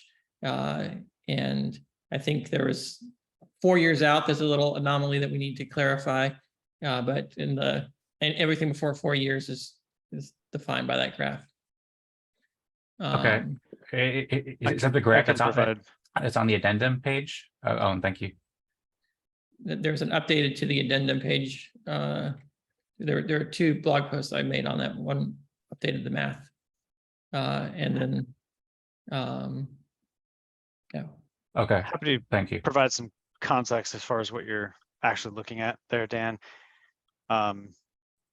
Each week starting week 22 or week 23, August 6th, you'll see the total allocated follow the curve. That'll reduce a little bit each week, right? Prior to that, we had respect allocated by a different system. So that system didn't follow that curve. So we had to take everything that was emitted during that period and redistribute that in a way that was fair. So given the system was distribute respect this other way, we distributed all of that pro rata. So if you earned whatever percentage you earned that week of the total during that time up to August 6th, we maintain that percentage. So the whole distribution in the first 22 weeks was pro rata, so that think about it as the total percentage of the total supply didn't change as of August 6th. You earned what you earned, and we left it that way.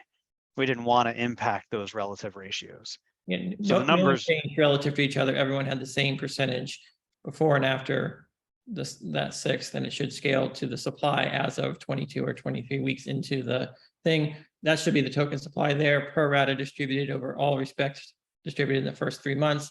And then since then, the past 2 weeks, or 3 weeks, it's been the new system, and that's what we do is we calculate the total respect, and then we do a pro rata scale, and then we add it. I do think that we could do a better job of showing precisely the token balance, and we'll get you those answers you're looking for, Dan, to make it super clear. And that spreadsheet's just a bunch of numbers everywhere. We need to boil it down to these are the numbers you look at. Some of it is just showing you the math behind the numbers that you're looking at. Okay, cool. Sounds great. Thank you for the clarification. Thanks. Cool. Mike, you had some other point? Yeah.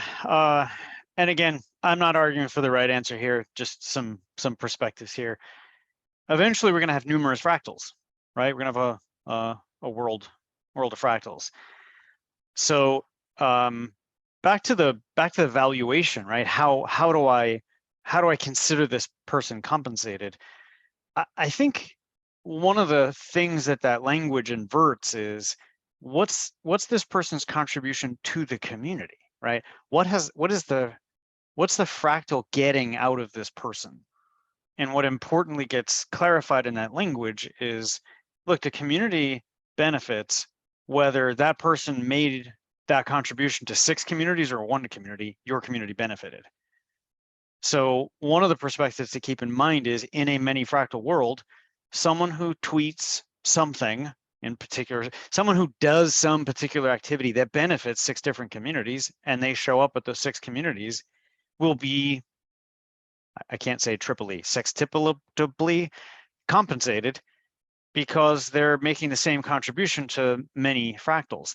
I don't think that's unfair. I think that's just six communities benefit. And each fractal might value that contribution differently. Some fractals will undercompensate, some will overcompensate. And that's just fine because there is no black and white absolute measure. It's all just relative rank ordering, trying to statistically sample things with integrating as many different opinions as possible. And each opinion being informed by a whole multitude of different things that can change from week to week with the same person making the same judgments. In fact, we might say, well, in the past, I might have overcompensated someone because I didn't fully understand what it is. I understand more, and now I'm going to downrank it now, even though your contribution's higher now. Yeah, there's all kinds of ways that people balance the scales. And I believe that fractally, if over time, there's a lot of faith that the community is putting in us now. If it turns out that that faith was misplaced, we're going to be downranked in the future because we would have been deemed compensated in the past. So the only way for us to maintain our relative percentage is to continue to compensate at a level that the community feels is justified going forward, or we're going to get diluted by community contributions that outweigh us.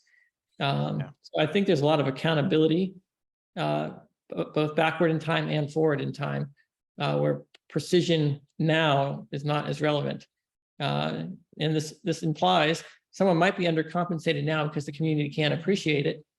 But then a year from now, when people see the fruit of your effort and see that you've been around a long time, they might say, wow, we really need to, compensate him for this past year because now I understand what he was doing, whereas before I didn't. And we see this type of thing, it's challenging, but my dad comes in here and he's talking about big things. It's really hard to understand what it is that he's doing. And so it might be underappreciated in the short term.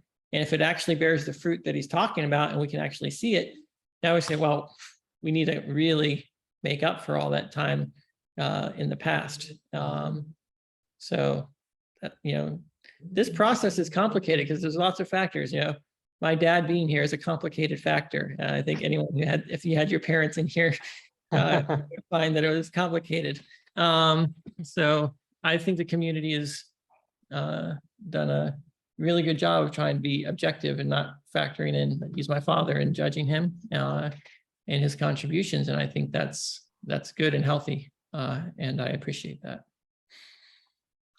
So. Yeah, the couple more aspects of that.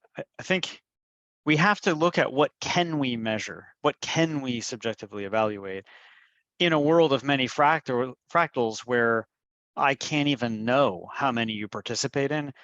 I can't appropriately discount my measurement today based on your participation in other fractals. So the only thing I can effectively measure is, well, what are you contributing to my fractal? And I think that or in this particular case, the fact that you're contributing to other fractals is contributing to this fractal because our goal is to see the adoption of fractal governance. So when I find out someone's attended multiple fractal meetings, I actually value that highly. Even though it's a contribution to another fractal, it's still a contribution to fractal governance, which is the mission here. And so I'm happy to value that indirectly, like bonus. You're making fractal governance. We all win when fractal governance wins. So I think the internals of how Fractally compensates its employees is one of those things we can think of as another fractal. And here, all we're looking at is how is this fractal benefited? It's a simpler measurement, and in the end, in the grand scheme of things, it's the only thing that really can be measured effectively. The other thing that I think plays into this is subjective consensus. Your evaluation of your contribution may be kind of off the mark, and not in any absolute terms, not in any correct terms, but relative to the values of the fractal and relative to the values of the people in your room. And you can argue for you being right, and they can argue for them being right. That's all part of the process. It is messy. And to the degree you have to argue for your own value. You know, there's going to be a fractal better for you eventually. But I think that messiness of that process, that's why we call it subjective consensus. It's messy. And sometimes it's going to go your way and sometimes it's not. I like that it's messy because, man, I'm not even going to name specifics because I don't want to leave anyone out. There are crazy, amazing people in this community who have said, well, but what about, and I've heard their perspective and I went, wow, that's a really freaking good point, right? I had never considered including that in my own evaluation. And now I do, because that's important.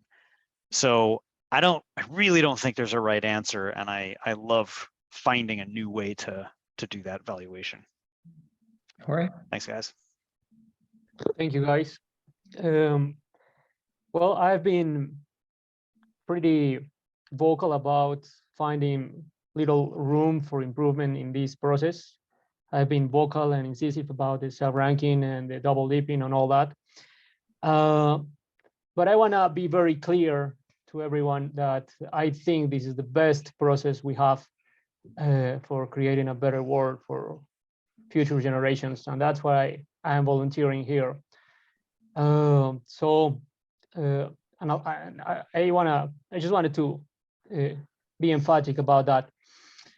And aligned with that, this week we had the first Spanish-speaking Fractally meeting. 7 people attended. You all are invited. In case you speak Spanish, you're all invited to that meeting, which is taking place on Tuesday at 7:30 p.m. Colombian time. And that fractal is going to be implemented, hopefully, a little bit different from this one. We won't allow teams in order to avoid all this noise. And the reason for that, and the point, and the way I aim this to contribute to the Fractally team is to have a much simpler fractal, which is easier to model and easier to understand, that can serve as a control group for these experiments and fast innovation that you guys are having here. So I wanted to give you those pretty good news, and let's hope for the best. All right. Thank you very much. I appreciate the different experimentation going on out there, additional languages. That's great. All right. It's been 4 hours now, almost, since I sat down. I need to get up and go. So thank you guys so much for contributing so much out of your Saturday, for helping make this a reality. And, you know, it wouldn't be possible without each and every one of you showing up. So thank you. All right. Well, that's going to do it. Another great week. Thank you, everyone, for being here, and everyone's being very generous with their time. We really appreciate it. We'll see you on the next one. And just remember the mission of this fractal. What can we do, between now and next week to grow awareness and adoption of what we're doing here? Have a great week, everyone.